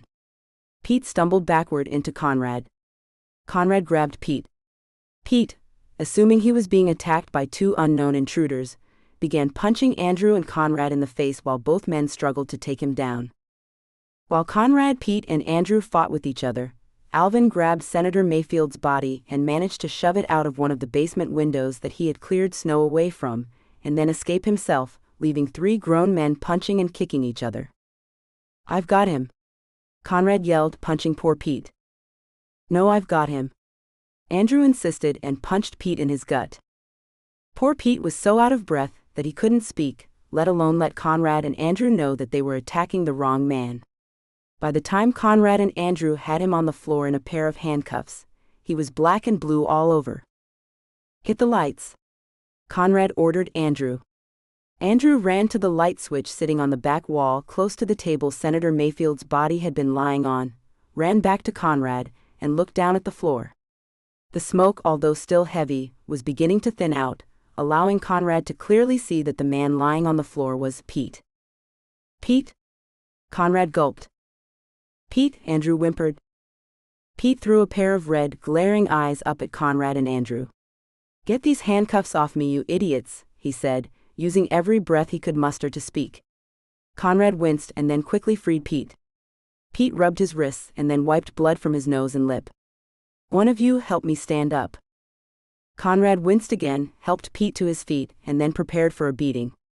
Now, Pete, it was dark, how were we supposed to know? Yeah, dark. Andrew cowered down. Pete checked his split lip and then spit blood out of his mouth. So, where's the body? He asked and then nodded his head toward the open basement window. While you 2 morons were busy beating the snot out of me, oh, what's the point? Pete threw his hands up into the air and stormed up the basement stairs.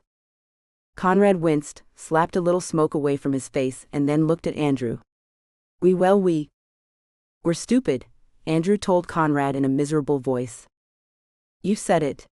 Conrad walked over to the basement window, climbed up on a wooden crate, looked out into the snow, and then shook his head. The next time I ever see a magician, doesn't matter who, I'm going to shoot him. Conrad slammed the window closed and made his way back up the basement stairs, only to be met by a grinning Amanda. Not now, he growled. Let the body get stolen again, huh? Amanda asked and then made an innocent face. Oh, did I say that? I'm sorry, not. She laughed. Conrad reached out his hands to strangle Amanda, but Andrew stopped him. You shouldn't be happy about this. Yes, she should be, Sarah said, appearing at the head of the hallway leading to the basement. I thought you were asleep, Conrad said. I was resting, Sarah promised. And waiting. Waiting? Andrew asked in a confused voice. For Alvin the Great to show up, Sarah explained. You knew? Conrad asked, and gave his wife a look that was a mixture of confusion and irritation. Sarah, what's going on? Follow me. Sarah waddled into the front room of the station, and then made her way over to a fully stocked and well-used coffee station. "Alvin knows we are aware of the location of the cabin he rented," she began, pouring decaffeinated coffee into a brown cup. "He seemed, at least to me, to have gone through a great deal of effort and chance to reclaim Senator Mayfield's body." "That's right." Amanda nodded and pointed a hard finger at Conrad, Pete, and Andrew. "You blokes better pay attention to Detective Spencer, or I'm going to smack you all senseless." Conrad folded his arms and waited for Sarah to continue. Pete wiped at his split lip with a handkerchief, and then shoved a cigar into his mouth. Andrew sighed, leaned back against the north wall of the station, and waited, still feeling stupid. "We seem to have taken Alvin by surprise when we arrived at the coffee shop," Sarah continued. "Alvin was forced to leave the body of Senator Mayfield behind." "So?" Andrew asked. "I don't follow." "That's because you're dare I say, a man," Amanda snapped, rolling her eyes at Andrew. "One of you blokes pour me a cup of coffee." Andrew jumped and hurried to do Amanda's bidding. Amanda nodded her head at Sarah. "Go on, love." "Well, from experience, I assumed that Alvin wouldn't venture very far from Senator Mayfield's body," Sarah continued, grinning at poor Andrew, who was terrified of Amanda. "I began thinking that Alvin might, and this was based off an assumption rather than fact, hide out in a house in town that has been vacated for the winter. After all, we did catch him hiding in the coffee shop, so it occurred to me that Alvin might not take that route again and instead seek shelter in a vacant house rather than a business. So my dearest and best friend began calling around to all the vacant homes we know of," Amanda eagerly cut in as she took a cup of coffee from Andrew and began leaving messages.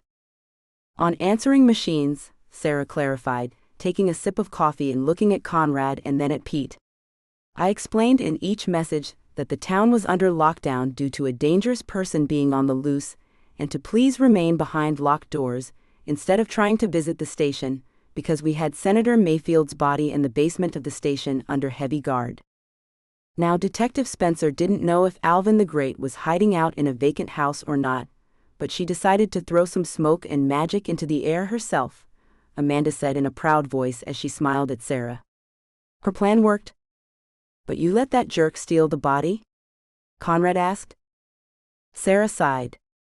"You three were supposed to capture Alvin, and not beat Pete into a glass of orange juice." "Yeah, you clumsy blokes. You were supposed to act as a net to capture Alvin the Great." Amanda tossed an accusing eye at Conrad. "I thought you Yanks were smart."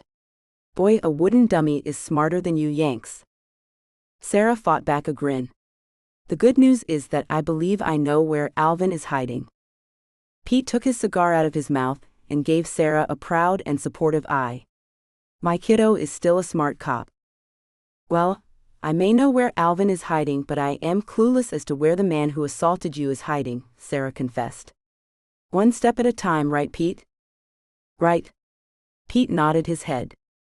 "Okay, it's obvious you married a dummy, so humor me and tell your husband where that body-stealing jerk is hiding." "You're not a dummy," Sarah promised Conrad in a loving voice. "Alvin just managed to escape again, that's all." Conrad sighed. "The location?" Sarah took some coffee down, and then looked Conrad in his upset eyes. The poor man was desperate to prove that he was the protector and defender of the family, desperate to redeem himself in the eyes of his pregnant wife. "I believe Alvin is hiding in Mrs. Madion's home." "Bertha's cottage?" Andrew asked. Sarah nodded. "I called 3 homes," she explained. "Mrs. Madion's home is the closest home to the station. Alvin showed up in record time." Conrad pulled out his gun. "Okay, Andrew, get Andy and Steve, we're going out into the storm." "Hold it, you bloke," Amanda demanded and ran to a storage closet. She returned holding a fishing net. "This time catch Alvin the Great," she pleaded. "Afterward we'll put my plan into action, and try to catch the other bloke at the hospital." Conrad stared at the net. "Pete, take the net," he said. He kissed Sarah on her cheek, and rushed off to the front door of the station, determined to catch a slippery fish. Pete shoved his cigar back into his mouth, took the net Amanda was holding, and looked at Sarah. Good work, detective. He smiled. Maybe now we can make progress on this case and put some bad guys behind bars. Maybe, Sarah agreed. Pete, Alvin may not be street smart, but he knows his act. If we let him escape this time, we may not find him again. Then let's not allow that. Pete patted Sarah on her shoulder, tossed Amanda a wink, and then nodded at Andrew. Let's move. Andrew quickly checked his gun, and then hurried after Pete, leaving Sarah and Amanda alone. $10, those blokes beat Pete up again, and let Alvin the Great escape, Amanda sighed. Oh well, let's wait and see. Sarah winced and touched her tummy. Little Sarah and little Conrad were sure moving about. Chapter 7. Conrad hunkered down behind a frozen dark tree, keeping his head tucked down against the howling wind. Look, he told Pete, having to speak over the deadly winds, and nodded toward the back of the gingerbread cottage sitting at the end of a sleepy street drenched with deep snow. There's a light on in the kitchen. Pete, who felt like a frozen penguin, studied the back of the cottage, spotted the kitchen light, and then pulled out his gun. Andrew, Andy, cover the front of the house. Steve, take off and see if you locate a snowmobile. Conrad, you're with me, he ordered through chattering teeth that sounded loud enough to be heard clear across the world. Andrew, give us 10 minutes and then rush inside. Let's move, Andrew told Andy and started off into the dark storm. Steve pulled out his gun, glanced around, and vanished into the snow. Get the net ready, Conrad, Pete ordered. Conrad, who had been designated the net man, checked the fishing net he was holding. Ready? Ready. Conrad raised his eyes up at the storm, said a prayer, and then began moving away from the frozen tree, forcing his legs to walk through knee-deep snow. Pete carefully followed, keeping his gun at the ready. By the time they reached the back door of the cottage, both men felt as if their bodies had become icebergs. Pete was shaking so bad he doubted if his hands and eyes could cooperate enough to get off a clean shot if needed. Okay, any minute now, Conrad stated, feeling his body turn from flesh to ice. Any minute, Pete agreed, desperately trying to remain conscious against the storm. He began to say again, but stopped when he heard Andrew yelling orders to get down into the kitchen. Seconds later, a smoke bomb exploded, filling the kitchen with smoke. Get ready, Pete ordered Conrad, pressing his face into the kitchen window and watching the kitchen fill with smoke. He should be coming out any second. Conrad stepped to the side of the kitchen door and prepared the net. Seconds later, the door burst open and Alvin came thundering out on panicked legs. Not this time, pal. Conrad yelled, and threw the net he was holding into the icy air. The growling winds immediately caught the net and tried to yank it up into the dark night sky. However, because Conrad was standing mere inches away from Alvin, the net managed to struggle through the attack and make contact with the escaping man's body. Hey, what is this? Alvin cried, feeling the fishing net fall over his body. He began throwing his panicked arms around, which caused his body to become more entangled in the net. Hey, get me out of this thing. Pete stepped up to Alvin and put his gun against the man's back. Stop moving and stand very still, he yelled. Conrad, cuff him. Gladly. Conrad yanked a pair of cuffs out of the left pocket of his black coat, just as Andrew and Andy stepped back out into the storm. Get the net off of this guy. Andrew, relieved to see that Pete's plan had worked, nudged Andy and went to work removing the net from Alvin. As soon as the net was clear, Conrad grabbed Alvin's arms, yanked them behind his back, and slapped on a pair of handcuffs. Let's see you try to escape now, smart guy. Check the cottage, Pete barked at Andrew and Andy. Find the body. The body? I laid the body in the snow next to my snowmobile over there, Alvin confessed and nodded a head covered with a black ski mask toward a deep layer of woods. Before anyone could say anything, they spotted a shadowy silhouette approaching and carrying Senator Mayfield's body. Found it, Steve called out. Pete looked at Alvin. Okay, wise guy, we're going back to the station house and no more games, is that clear? Alvin nodded, as his mind struggled to understand how the cops had located him. Andrew, you and Andy help Steve get the body back to the hospital and order Dr. Downing to conduct an autopsy ASAP. I don't care how busy the man is. Is that clear? Pete, this storm is, Conrad began to object, worried for Andrew, Pete, and Steve's health. Tough it out. Pete barked. We're cops, for crying out loud, not a bunch of babies. Pete grabbed Alvin's shoulder. Who clobbered me outside the morgue, boy? Talk. I know it wasn't you. Pete was far too cold and cranky to play nice. Alvin felt the bitter cold begin biting into his body. Now that he had been captured, he knew it was time to talk. Tom Jameson. Mona Jameson's son? Pete demanded. Alvin nodded. But Tom Jameson is supposed to be in Anchorage. Well, the guy isn't in Anchorage now, is he?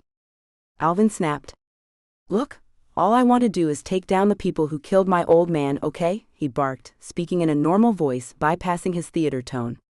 My dad was murdered, and Mona Jameson will do anything to stop an autopsy from being performed.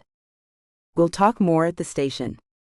Andrew, get the body to the hospital and stay at the hospital.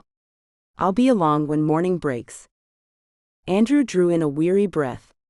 All right guys, let's move, he told Andy and Steve. Andy and Steve looked at each other, shrugged their frozen shoulders, and followed off after Andrew toward their snowmobiles, hoping to reach the hospital before they froze to death. You move, Pete barked at Alvin. You heard him, Conrad told Alvin and began walking the man through the storm. An hour later, he marched Alvin into a holding cell and slammed the door closed. Don't try to escape. Alvin removed the black ski mask, revealing a face that appeared a little dorky but harmless, at least to Sarah and Amanda. Alvin spotted the two women staring at him, and quickly turned his face away. I messed up. Why didn't you go to the police for help in the first place? Sarah asked, relieved that Conrad and Pete had returned to the station in one piece. We would have helped you. Mona Jameson would have found a way to terminate my life, my dear detective, Alvin replied, returning to his theater voice now that two lovely women were present. It was better for Alvin the Great to work unseen. For some reason Sarah felt sorry for Alvin. The man was harmless and lonely. Conrad, get Mr. Mayfield a cup of coffee. Are you kidding? Conrad asked, feeling his body slowly begin to defrost. Sarah, this jerk is a clown. No, he isn't, Sarah told Conrad in a calm voice. It seems to me that Mr. Mayfield is a man who needs friends. Isn't that right? She asked Alvin. Friends? Alvin asked. The only friend I ever had, my dear lady, the person who introduced me to the world of stage magic, betrayed my trust and stole the only woman I ever loved away from me. Friends? The idea is appealing, but destructive. Alvin the Great, who was once Rusty Smoke, works alone. And you were planning to use Senator Mayfield's murder to restart your career, alone, Sarah pointed out. Alvin tucked his head down. My intention, dear lady, was to capture a nest of vicious vipers with a little, shall we say, pizzazz, in order to conquer justice and, yes, assist my failing career. Alvin dared to look up at Sarah and Amanda. To his disbelief, both women were staring at him the way a worried mother stares at a child who had gotten himself into trouble without realizing it. I'm going to prison, aren't I? Of course not, Sarah promised. However, you did break into O'Malley's department store and steal some. I left some cash on the shelf, Alvin cut Sarah off. Didn't you find it? Sarah shook her head no. Alas, I am not a thief, Alvin sighed. You've been stealing a dead body, pal, Conrad pointed out. Pete leaned back against the hallway wall opposite the holding cell and studied Alvin. The guy in his view wasn't all bad, misled, confused, hurt, lost, angry, a little melodramatic but not bad. You were trying to help, and I appreciate that. But now it's time to let the law work. My fellow man, if Alvin the Great hadn't paid your hospital a visit with watchful eyes, Tom Jameson would have stolen the body of one Senator Mayfield, Alvin reminded Pete. The law, as you claim, cannot battle the head of a deadly cobra, the head of course being Mona Jameson. Alvin the Great did save the day, Amanda pointed out. He did prevent the dead body from being stolen by the real bad guy, I mean, not by him of course.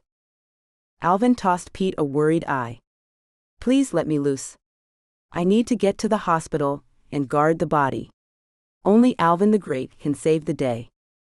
Alvin the Great is staying behind bars, Conrad informed Alvin in an angry voice, which was quickly attacked by Sarah's stern eyes. What? Mr. Mayfield isn't the bad guy. Sarah reached out and took Conrad's hands. Stop being mad at yourself, okay? How can I not be? Conrad asked. This guy made me look like a fool in your eyes, Sarah, at a time when our twins are due to be born. So forgive me if I don't feel like being his friend. Conrad threw a hard eye at Alvin. I want answers, understand? Alvin stared at Conrad for a minute or so. As he did, his mind began to understand that yes, he had embarrassed the man in front of his pregnant wife. Please accept my apology, officer. I meant no harm. Just talk, Conrad demanded. My dear man, what is there to say? Alvin asked. Mona Jameson and her son killed Senator Mayfield. Proof? Conrad asked. Alvin lowered his eyes.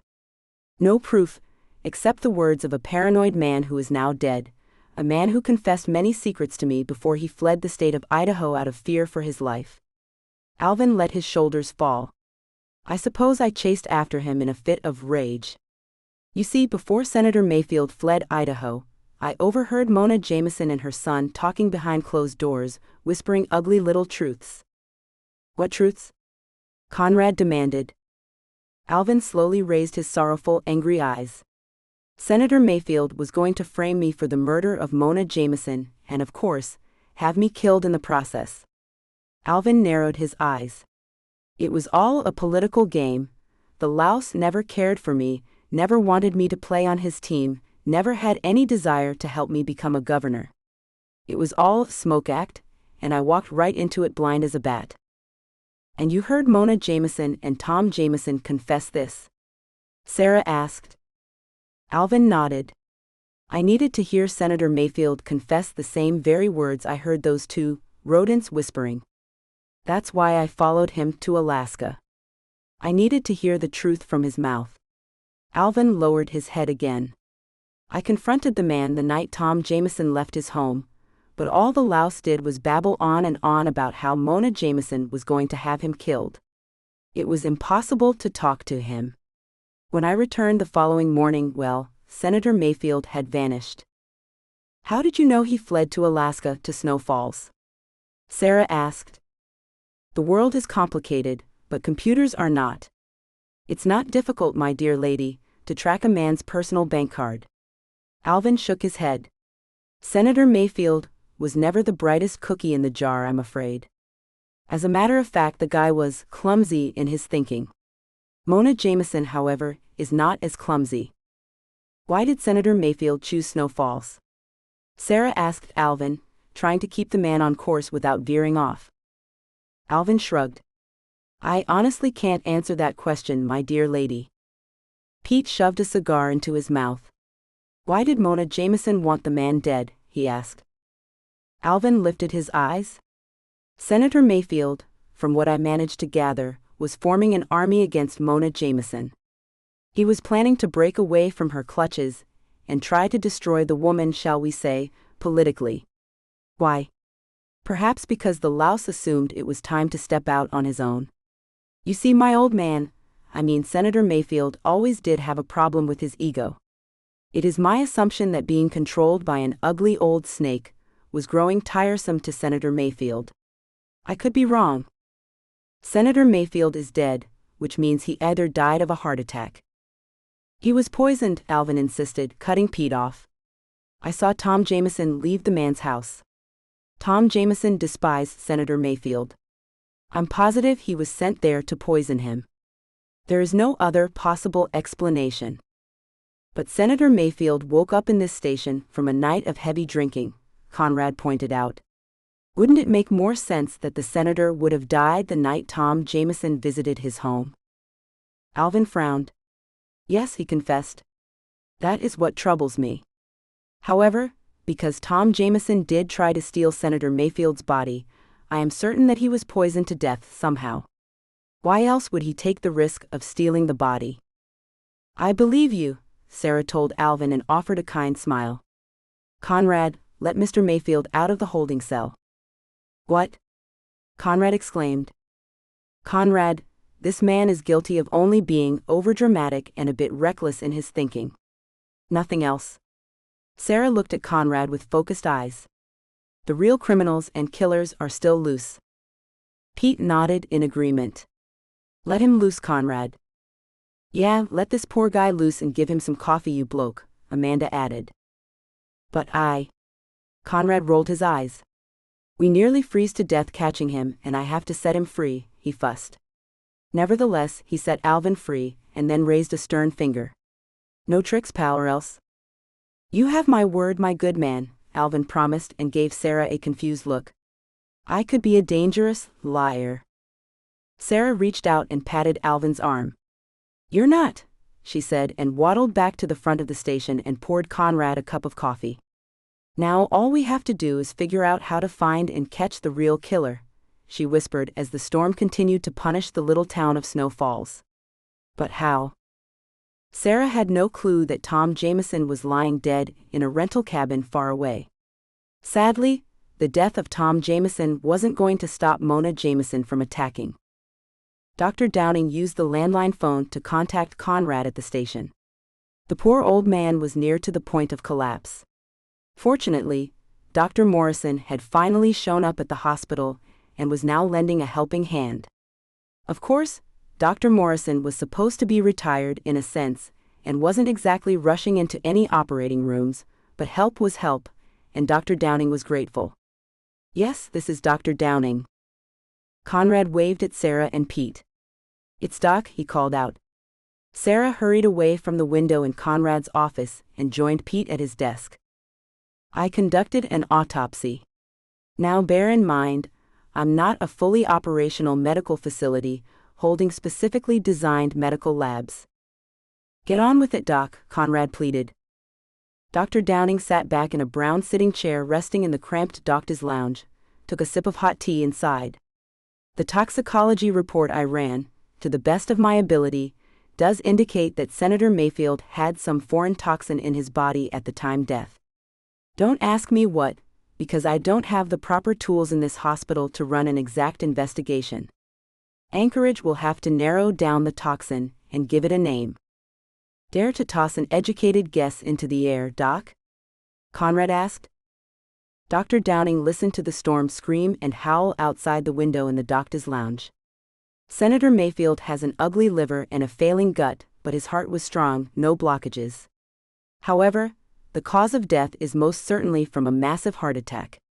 I would suggest that the toxin caused the heart attack. Dr. Downing grew silent for a few seconds. Conrad, he finally spoke, I found small traces of the toxin in Senator Mayfield's bloodstream, but the highest amounts were found in his heart. It's almost as if something turned the heart into a magnet for the toxin. Of course, I'm beyond the point of exhaustion, so my mind is simply babbling. Doc? And it does seem that it did take a while for the toxin to break down, Dr. Downing continued. It appeared that the toxin was beginning to harden, and something caused it to start breaking up. Doc, make sure you record the autopsy and file your findings in a secure location. When the storm ends, you can send an electronic copy of your report to Anchorage, Conrad told Dr. Downing. We do have an unknown assailant on the loose that may want to make sure your findings do not go public. Of course, Dr. Downing assured Conrad. I'll be in touch. Conrad put down the phone and began to explain the news to Sarah and Pete, but his office phone rang again before he could. 1 second, he said, expecting a tired doctor to be calling again in order to say something that had slipped his mind. Doc? No, this is May Bethel out on Snowflake Road. I'm standing at my living room window, and I'm seeing a whole lot of flames coming from the woods. Only thing that's back there is a few rental cabins. You better get a fire truck out here. Conrad glanced at Sarah. May Bethel, she's reporting a fire, possibly a rental cabin, he explained. Mrs. Bethel, we'll get a truck out as soon as we can. The roads are snowed under and the fire will be out by the time you get here. Yeah, I know, May complained. She ended the call and continued to study the flames in the far distance. Sarah? I know, Sarah said in a quick voice and moved behind Conrad's desk. I'm checking. Conrad rubbed his neck and watched Sarah check the rental cabins that were located near May Bethel's place. The only cabin that's rented out that way is the Moose Cabin, rented to a T.L. Howard's. Howard's is the last name of Tom Jameson's biological dad. Sarah shot her eyes up and saw Alvin standing in the doorway of Conrad's office. T.L. stands for Tom Lance. Conrad continued to rub the back of his neck. Okay, I'll call Andrew and have him round up the volunteer firefighters and get out to the cabin. In the meantime, Dr. Downing did find a toxin in Senator Mayfield's body. Looks like he may have been poisoned after all. Amanda stepped up beside Alvin. It's going to be daylight soon, and it's been a long night, and it's probably going to be a long day. Why don't you go rest? Alvin looked around at 4 concerned faces and decided that if he was going to have any wits and strength to fight Mona Jameson, he would have to succumb to at least a few hours of sleep. As you wish, my dear lady. But first beware, if Tom Jameson is dead, Mona Jameson is close. The woman is in Anchorage, Conrad told Alvin. So it seems, Alvin said in a confused voice and roamed away. Conrad let out a heavy, tired breath and called Andrew. We have a fire at Moose Cabin. Records show T.L. Howard's is staying there. Alvin said Howard's is Tom Jameson's biological last name. You better round up the volunteers. I'll call the plows and see if we can get some of the snow knocked back. Andrew fought back a yawn. He had been napping on a bed in one of the examining rooms. Plows can't fight this snow, Conrad. It's better if we let the fire burn itself out. Besides, we're not going to pull Phil and the rest of the guys out of bed at this hour to go out into this storm. Conrad looked at Sarah and Pete with sleepy eyes of his own. Andrew said the plows won't be able to get through, and that Phil and the rest of the volunteers will probably resist the call. We'll get out to the cabin when the storm lets up, Andrew assured Conrad, yawning, and then shook his head. I need some coffee, but in the meantime, Dr. Downing finished his autopsy and the body is still being guarded.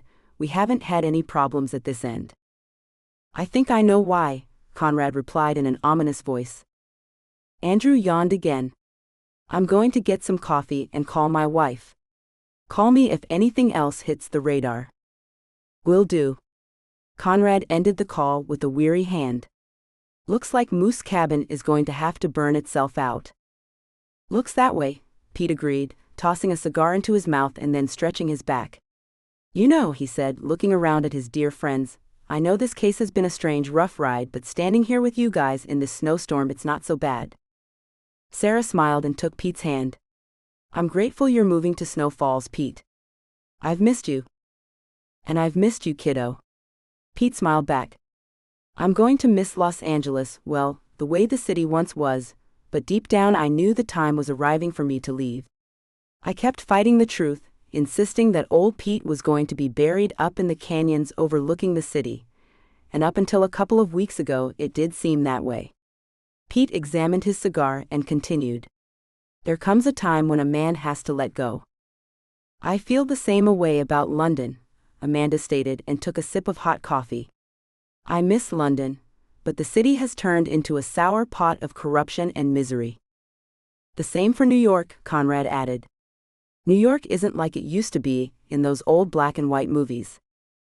No city is, Pete clarified, walking back to the office window and looking out at the storm. We're being pushed into little corners of the world, sad but true. But at least in this small corner, in this small town, we can hold the fort down.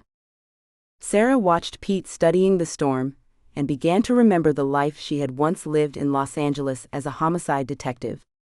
Memories of her old life, her once beautiful home, her ex-husband, the beach, the canyons, Mansion Lane, the crowded freeways, the bright sunshine and palm trees, began carrying her mind back through time. There was a once upon a time, she whispered in a sad voice as her mind walked through an empty house that had a large tree sitting in the backyard, a house that Sarah once called home. The house, once filled with the smell of coffee, flowers, and life, now stood empty, consumed with shadows and sadness, crying out for Sarah with teary eyes. Sometimes letting go is the hardest thing to do, but... Sarah lowered her hand and touched her tender, pregnant tummy. Sometimes what the future holds is far better. Amen, love. Amanda smiled. Sometimes, she began but stopped when the telephone sitting on Conrad's desk rang again. "Answer the call, you bloke." Conrad rolled his eyes and picked up the phone. "Detective Spencer, how can I?" "This is Mona Jameson. A staff member at your hospital has informed me that an autopsy was performed on my husband. Is that true?" Mona snapped at Conrad with deadly fangs. "Yes, an official autopsy was performed on Senator Mayfield," Conrad confirmed. "The findings indicated that there was a toxin found in his body that could have contributed to the sudden heart attack." Conrad had no idea what staff member contacted Mona Jameson, but he assumed it was probably Nurse Gwen Hallows, a snotty woman who had moved from Seattle to Snow Falls with her husband a few months back, the type of woman who hated morality and defended immorality. "The official report will be sent to the state capitol." "You had no right," Mona yelled. "I did not give you my permission. You were ordered to wait for the governor." "Mrs. Jameson, sue us," Conrad growled. "Besides, you of all people should want to know the truth unless you're trying to hide something. If you are, we will discover the truth." Ryan Elderson, who was hearing the entire conversation take place on speakerphone, eased over to the hotel room door, grabbed his coat, and waved a hand at Mona. "I'm not taking the fall," he called out. "You can try and kill me if you want."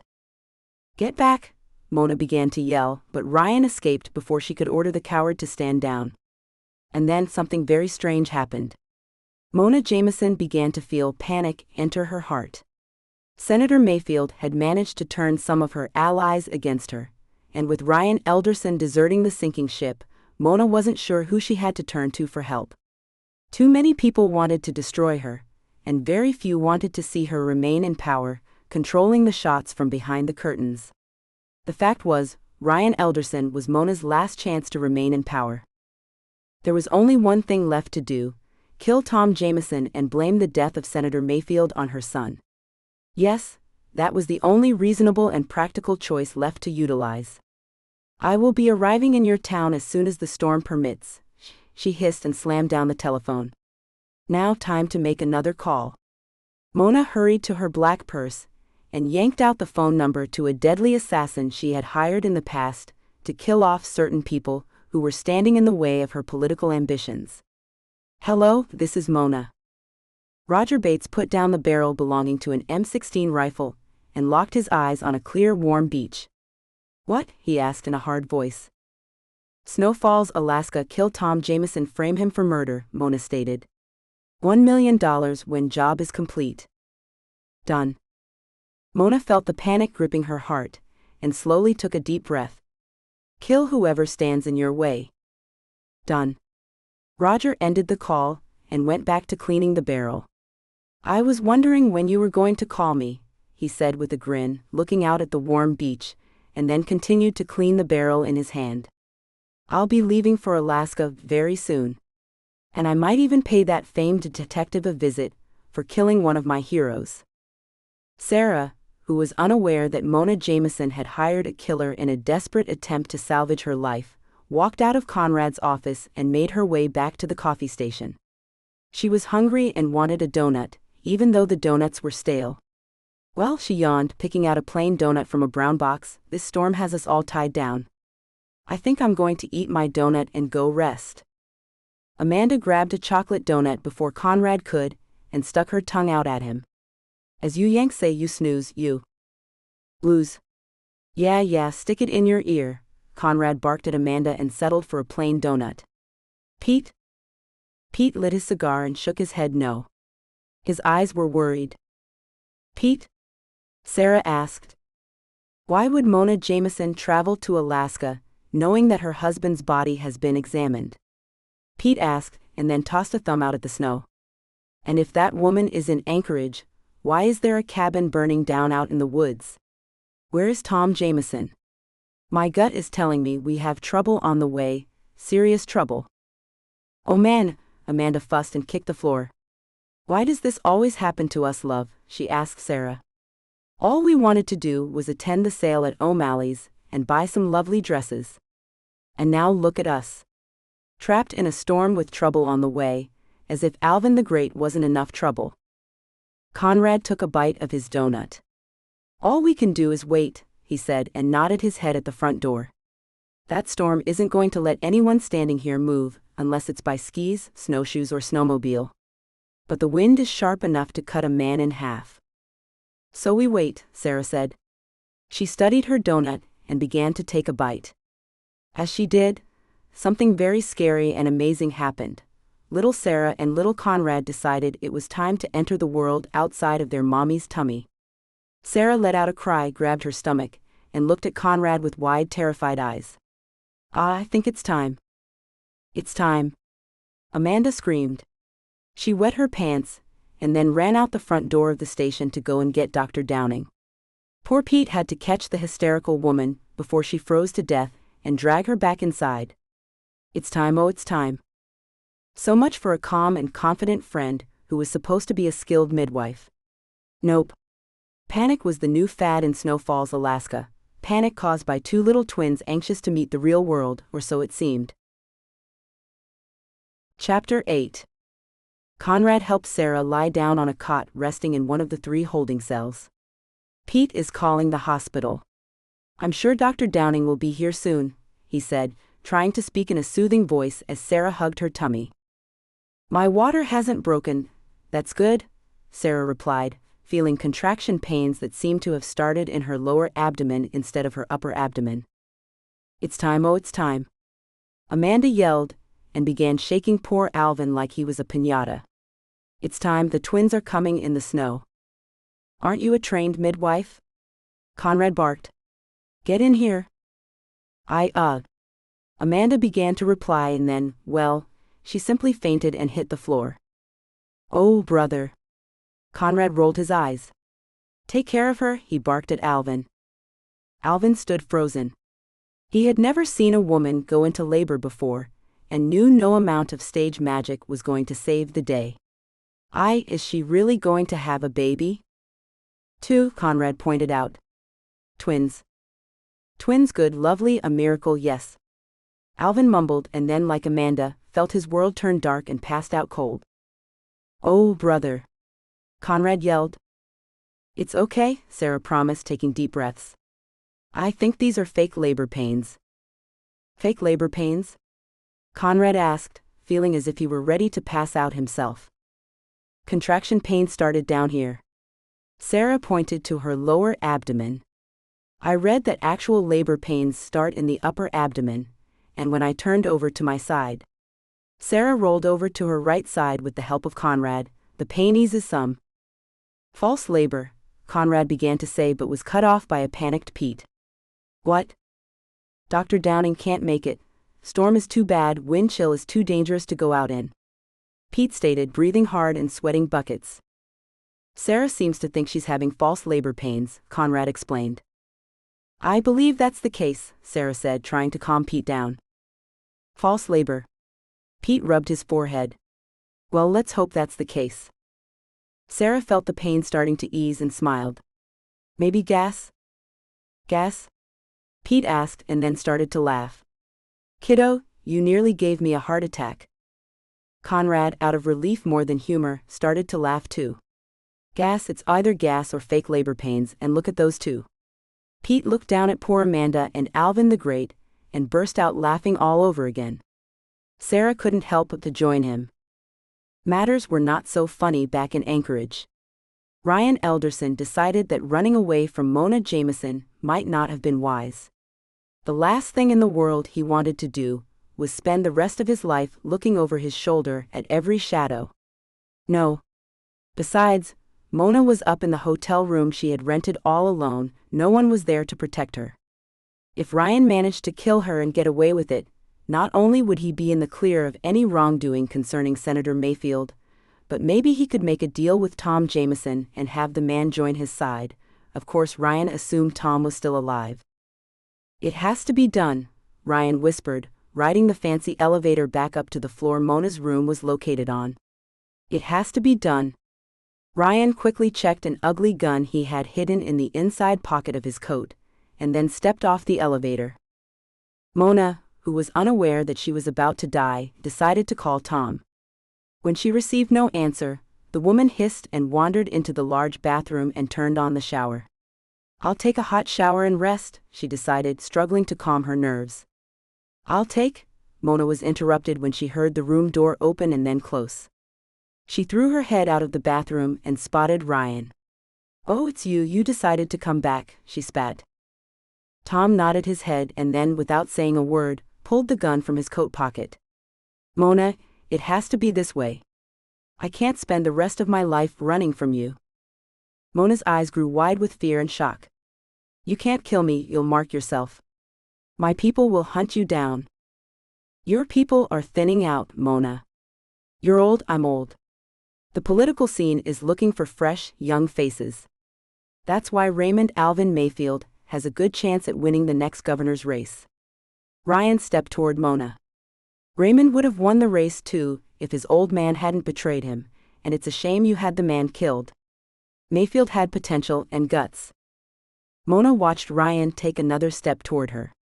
Was she really going to die at the hands of a coward, a spineless jellyfish she controlled? "Get away from me," she hissed and threw her eyes into the bathroom. Even if she escaped into the bathroom, Ryan would easily be able to wait her out. Mona's cell phone, along with the room phone, was out of reach. She was disabled. "Get away from me." Ryan took another step toward Mona. "Your son will understand," he said. "Tom understands how wicked you are. After all, you tried to kill him too. You can't do this. It must be done, Mona." Ryan aimed his gun at Mona. "Into the bathroom now," he ordered. Mona felt her panic return in full force. The only thing that was left to do was make a mad dash toward the room phone. As she did, Ryan grabbed her arm, slung her body into the bathroom, and then slammed the bathroom door. 20 minutes later, Mona Jameson was lying dead, fully clothed, in a hot bath holding a hairdryer. Yes, what was good for the goose was certainly good for the gander. "See you around," Ryan told Mona. He put his gun away and slipped out of the hotel room unseen and unheard, and made it safely to the Anchorage airport where he waited for a flight back to Boise. Roger Bates, who was preparing to leave the beach bungalow he was living in, had no idea that Mona Jameson was dead. No, the deadly killer was focused on meeting a cab, going to a small airport, taking a flight to the mainland, and then flying to Alaska and carrying out some official business, which included ending the life of Detective Sarah Garland, who was now Detective Sarah Spencer, and Sarah's death, of course, would come at no additional charge. But as Roger stepped out of an orange bungalow, carrying a guitar case holding a disassembled sniper rifle, he was met by two men wearing gray suits. Roger immediately knew who the men were, and began backing up toward the front door attached to the bungalow. "Help you," he growled, feeling out of uniform, wearing a stupid blue and red beach shirt and a pair of tan pants. "It took us a while to locate you, Mr. Bates," one of the men said, speaking in a thick Russian voice, "but we did." The man reached into his coat pocket, pulled out a Glock 19 with a silencer attached to the barrel, and ended Roger's life before the man could turn and run. Because the bungalow Roger called home sat alone on a remote part of the beach, no eye saw him die. "It is done," the man who shot Roger said, and walked away with the second man and vanished. And that's how Sarah's last and final murder case ended, with 3 deadly people each dying or being killed. Sarah never became aware that Mona Jameson had hired a killer to gun down Tom Jameson, a hired assassin who was going to gun her down as well for killing the back alley killer. All that Sarah eventually found out, after the snowstorm ended and snowfalls began digging itself out, was that Mona Jameson had been found dead in her hotel room in Anchorage from what appeared to be an apparent suicide. As far as Tom Jameson was concerned, his body was found burned to a crisp in a cabin that had been set ablaze by a stove that had caught on fire. Tom Jameson's body had to be identified using his dental records. Of course, the death of Tom Jameson made Sarah, Conrad, and Pete wonder who killed the man and if the killer was still loose in Snow Falls, assuming Tom Jameson had been killed. But at the end of 2 weeks, it seemed that no killer was lurking about in Snow Falls. Irony. Justice? No one ever really knew for sure. Murder had a way of attacking in waves, in the form of creepy snowmen wearing black leather jackets, haunting the dreams of a tormented woman, and then being dragged out into a deep sea and drowned. What was certain in the life of Sarah Spencer was that the strange case of Alvin the Great had officially ended her career as a homicide detective. After the storm cleared, murder never plagued the town of Snow Falls ever again, allowing Sarah and the people she loved to settle down into a peaceful winter wind. Poor Alvin seemed to have become a lost puppy. Murder, it appeared, had brought another stray into Sarah's life. Yes, Alvin the Great had become a lost stray that needed a home. "Oh, I wish our twins would stop being so stubborn," Sarah sighed as she rubbed her tummy, sitting in the warm kitchen of her cabin. "I'm 10 days past due, and feel like I'm going to explode." "You look like you're going to explode," Manfred told Sarah and winced. "You look like you have 2 bowling balls inside of your tummy." "Don't you have to get to work?" Sarah asked Manfred in a tone that told Manfred it would be very wise to leave the cabin. "Yeah, Pete, drive me to work," Manfred pleaded.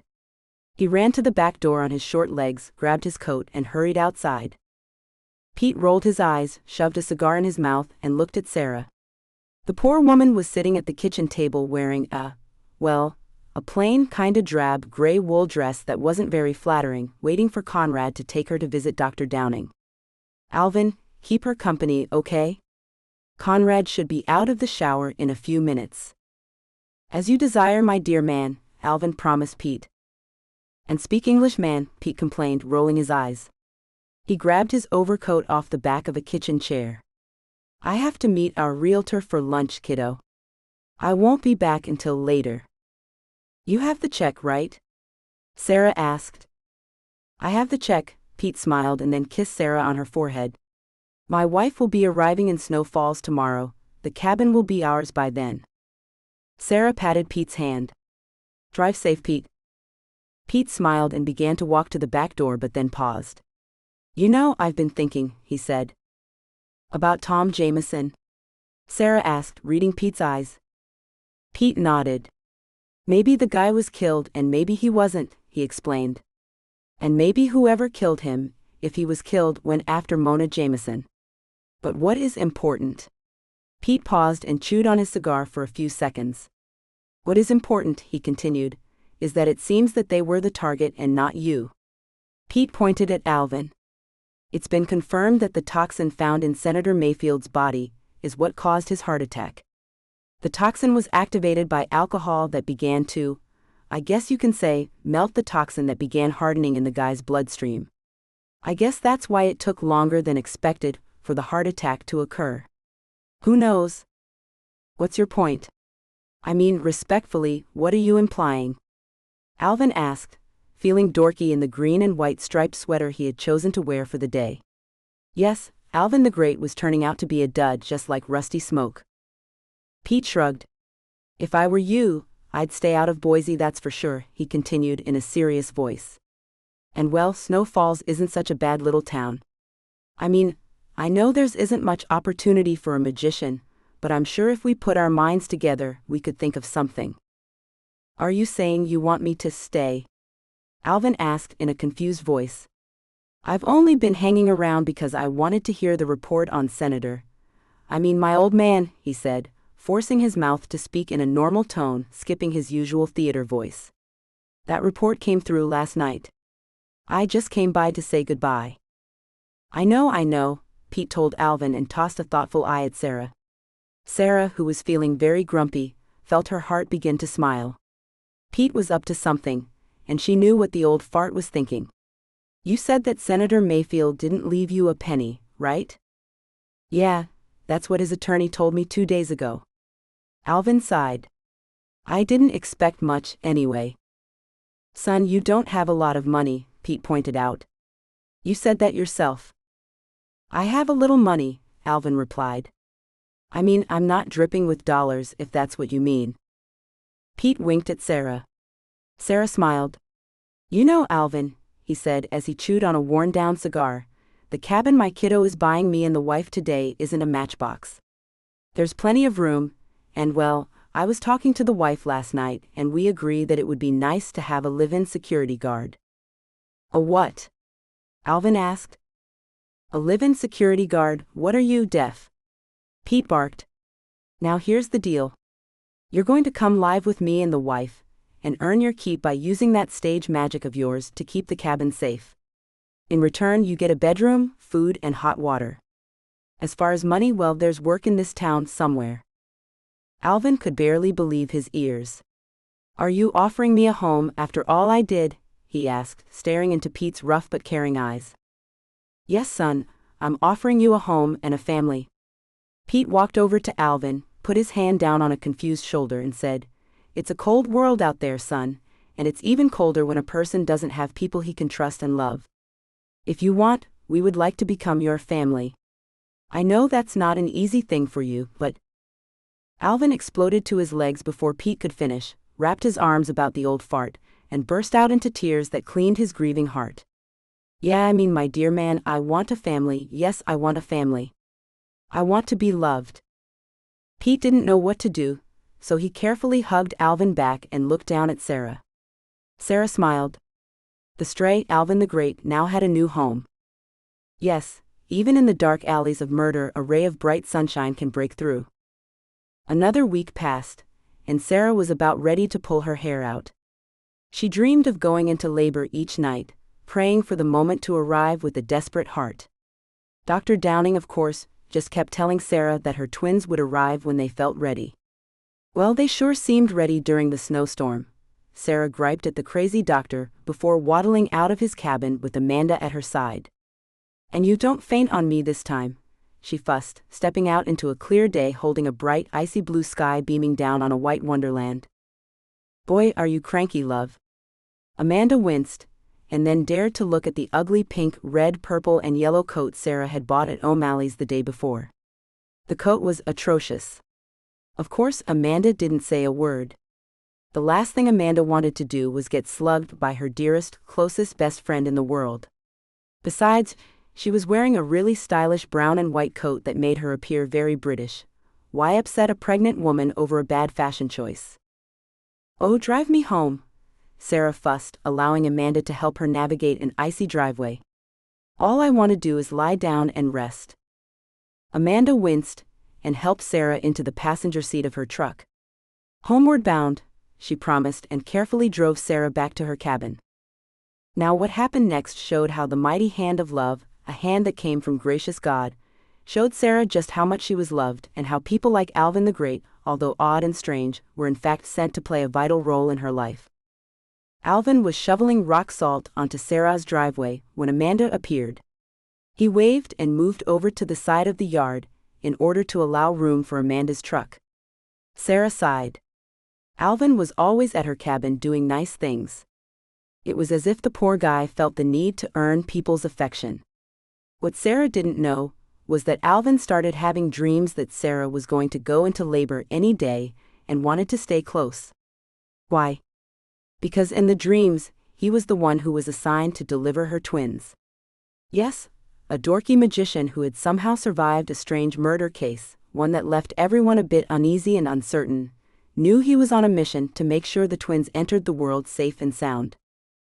It's going to snow tonight, he explained, hurrying over to Amanda's truck and helping Sarah get out. Rock salt never hurts. Oh well, thank you, Sarah sighed. She patted Alvin on his arm and began to waddle toward the kitchen door. I have to drive into town to get some groceries, love. I'll check on you when I get back, Amanda called out. I'll keep an eye out, Alvin promised. She's mighty grumpy, Amanda warned. I heard that, Junebug. Sarah yelled. I hope you get 4 flat tires and get stuck in a snowbank. See? Amanda winced, climbed back into her truck, and drove away like a woman escaping the mouth of a cruel drill sergeant, leaving poor Alvin behind enemy lines. Alvin watched Sarah waddle into the cabin and finished laying down the rock salt. After putting the salt away, he stood out in the icy cold for a few minutes, soaking in the natural beauty of the snow and cold, seeing himself as a rugged lumberjack, even though he was wearing a nerdy yellow coat that made him look like a bottle of mustard, and then ventured into Sarah's cabin.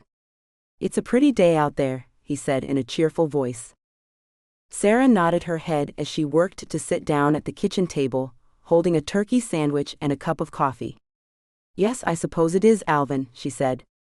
I suppose, Sarah suddenly stopped talking and grew very silent. What? Alvin asked in an alarmed voice, watching Sarah's eyes grow wide and white. I think my twins are going to be ready to wear their first diaper, Sarah whispered, and quickly pointed at the kitchen telephone. Alvin, call Dr. Downing and then call Conrad. Alvin watched Sarah put down her sandwich and coffee and grab her tummy.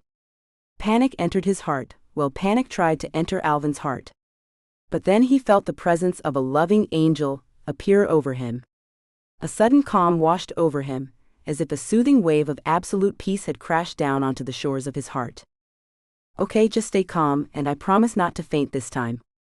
Alvin rushed over to the kitchen telephone and tried to call Dr. Downing's phone, reading the phone number off a piece of paper taped next to the phone. Sarah, there's no dial tone. Oh, that's right, the phone lines are being worked on. Sarah pointed to her purse.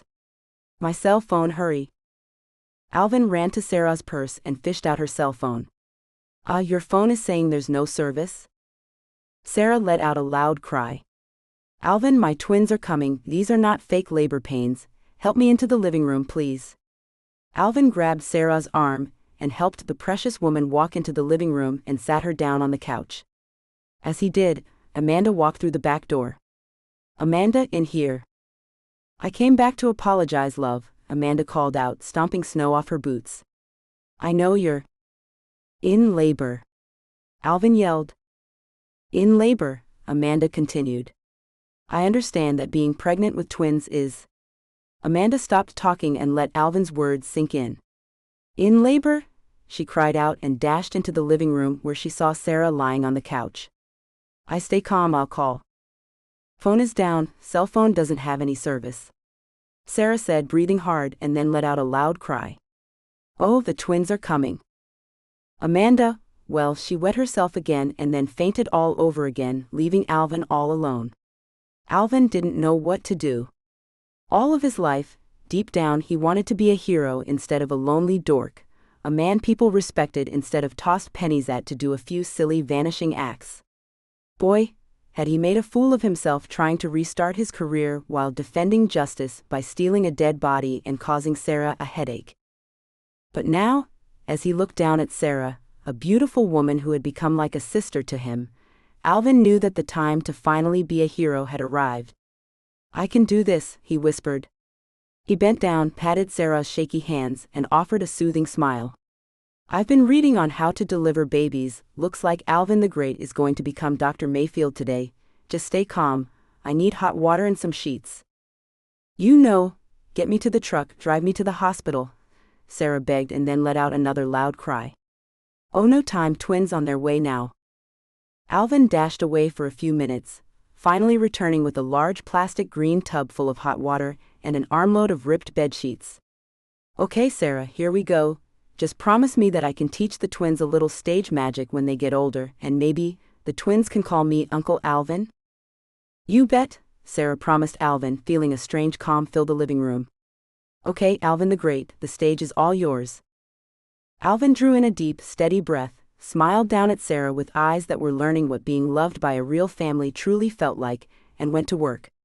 Sarah closed her eyes, prayed, and then did everything Alvin began telling her to do, finding it ironic that a lonely, dorky magician was delivering her twins instead of a certified doctor.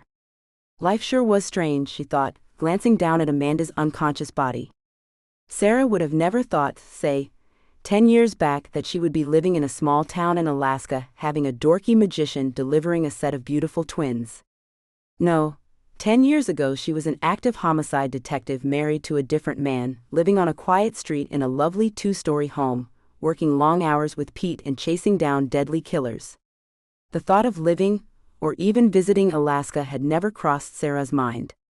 No, her life was consumed with crowded freeways, palm trees, dry canyons, fancy mansions, bright sunshine, warm beaches, corruption and murder, a life that Sarah clung to with desperate hands. But then her life had been snatched away, shattered by divorce, and Sarah had found herself living in a small town in Alaska where she met a strange, funny British woman who became a sister to her. However, a dark, deadly snowman followed Sarah to Alaska, chasing her into one murder case after the next, desperately trying to destroy her life. In the end, Sarah had managed to kill the snowman, remarry, and begin a new life that she adored in the small Alaska town, eventually becoming pregnant with her twins.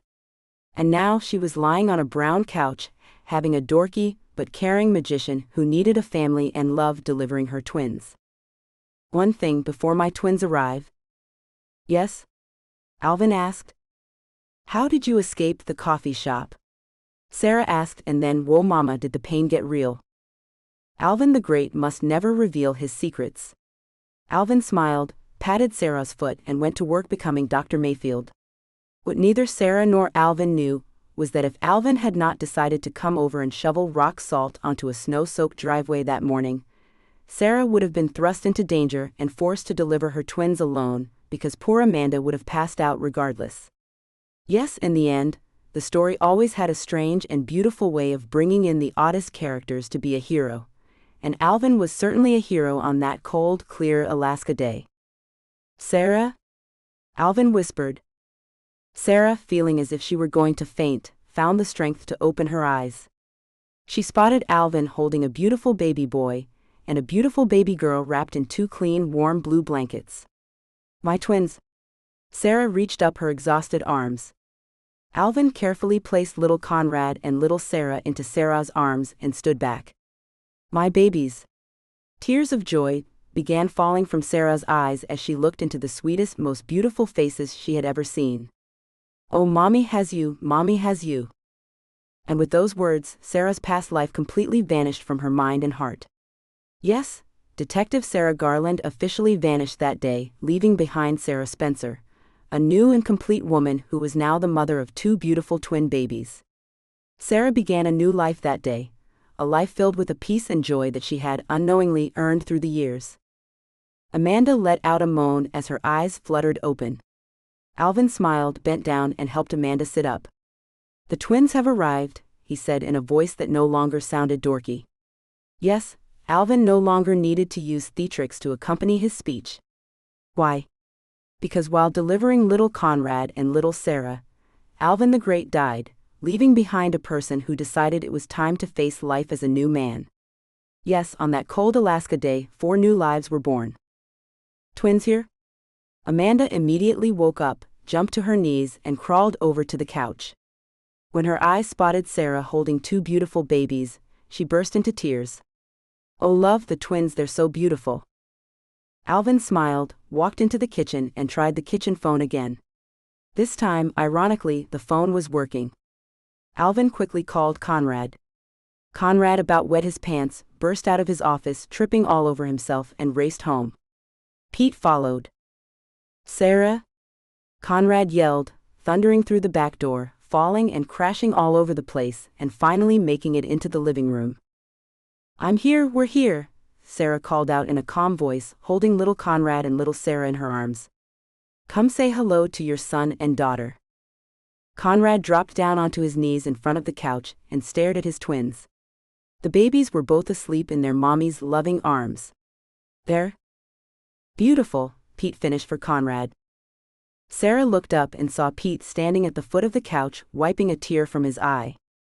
Pete, you made it, she said in a weak, tired but happy voice. Where else would I be? Pete smiled.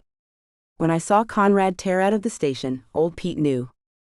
Conrad stared at his son and daughter, and then reached out a shaky hand and touched Sarah's soft forehead.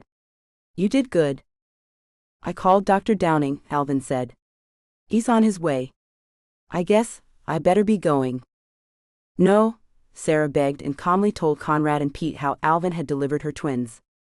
You not Amanda? Conrad asked in a shocked voice, staring at Alvin. Well, I'll be a monkey's butt, Pete said, also in shock. Alvin wanted to blush, and everything inside of his heart begged him to respond in a silly theater voice. Instead, he simply looked into Sarah's supportive eyes and then nodded his head. Yes, well, when I... Before Alvin could finish his sentence, Manford came crashing through the back door, falling all over himself, and ran into the living room on his short little legs. I heard Alvin called the store, is it true? It's true. Sarah smiled. Manford moved up to the couch, spotted Sarah holding 2 sleeping babies, and smiled from ear to ear as an indescribable joy entered his heart, a joy that felt, well, complete. "Thanks for calling me, Alvin," he whispered. "You're a real friend." Sarah looked up at all the faces staring down at her. She looked into the face of her husband, her best friend, her dear old friend from Los Angeles, her little man, and the strange magician, and smiled. The living room was full of people who had once been broken but now were complete and whole as one family, as one heartbeat. "I love you all," she whispered as tears of joy began falling from her beautiful eyes. "And we love you, love," Amanda promised. She glanced at Conrad and punched his arm. "Congratulations, you bloke, I mean Dad." Conrad smiled, bent down and kissed his twins. "Now life truly begins," he whispered into Sarah's ear. Sarah closed her eyes and drifted off into the most peaceful dream she had ever had, a dream filled with soft falling snow and the laughter of family. The dream wasn't filled with a hideous snowman wearing a leather jacket and chewing a candy cane. No, the snowman was dead, and Sarah Spencer no longer needed to fear the unknown of her dreams, because the sweetest dream of her life had become a reality. "Let's go into the kitchen and leave them alone," Amanda whispered, and surprisingly took Manfred's hand instead of kicking the little guy. Pete threw his arm around Alvin, and together they walked into the kitchen and each had a warm cup of coffee as a family. However, 5 minutes later, Conrad heard Manfred let out a loud yell of pain and Amanda holler, "Thanks for drinking the last of the coffee, you little bloke." Conrad rolled his eyes, kissed his twins, and whispered, "You'll get used to Aunt Amanda. Just be careful, she has a mean kick." Little Conrad and little Sarah both agreed, as they lay safely in their mother's arms. Sarah, who was far away in a beautiful dream, smiled. Thanks for listening to The More You Know, Book 16 from Alaska Cozy Mystery Series by Wendy Meadows and read for you by Madison from Google AI.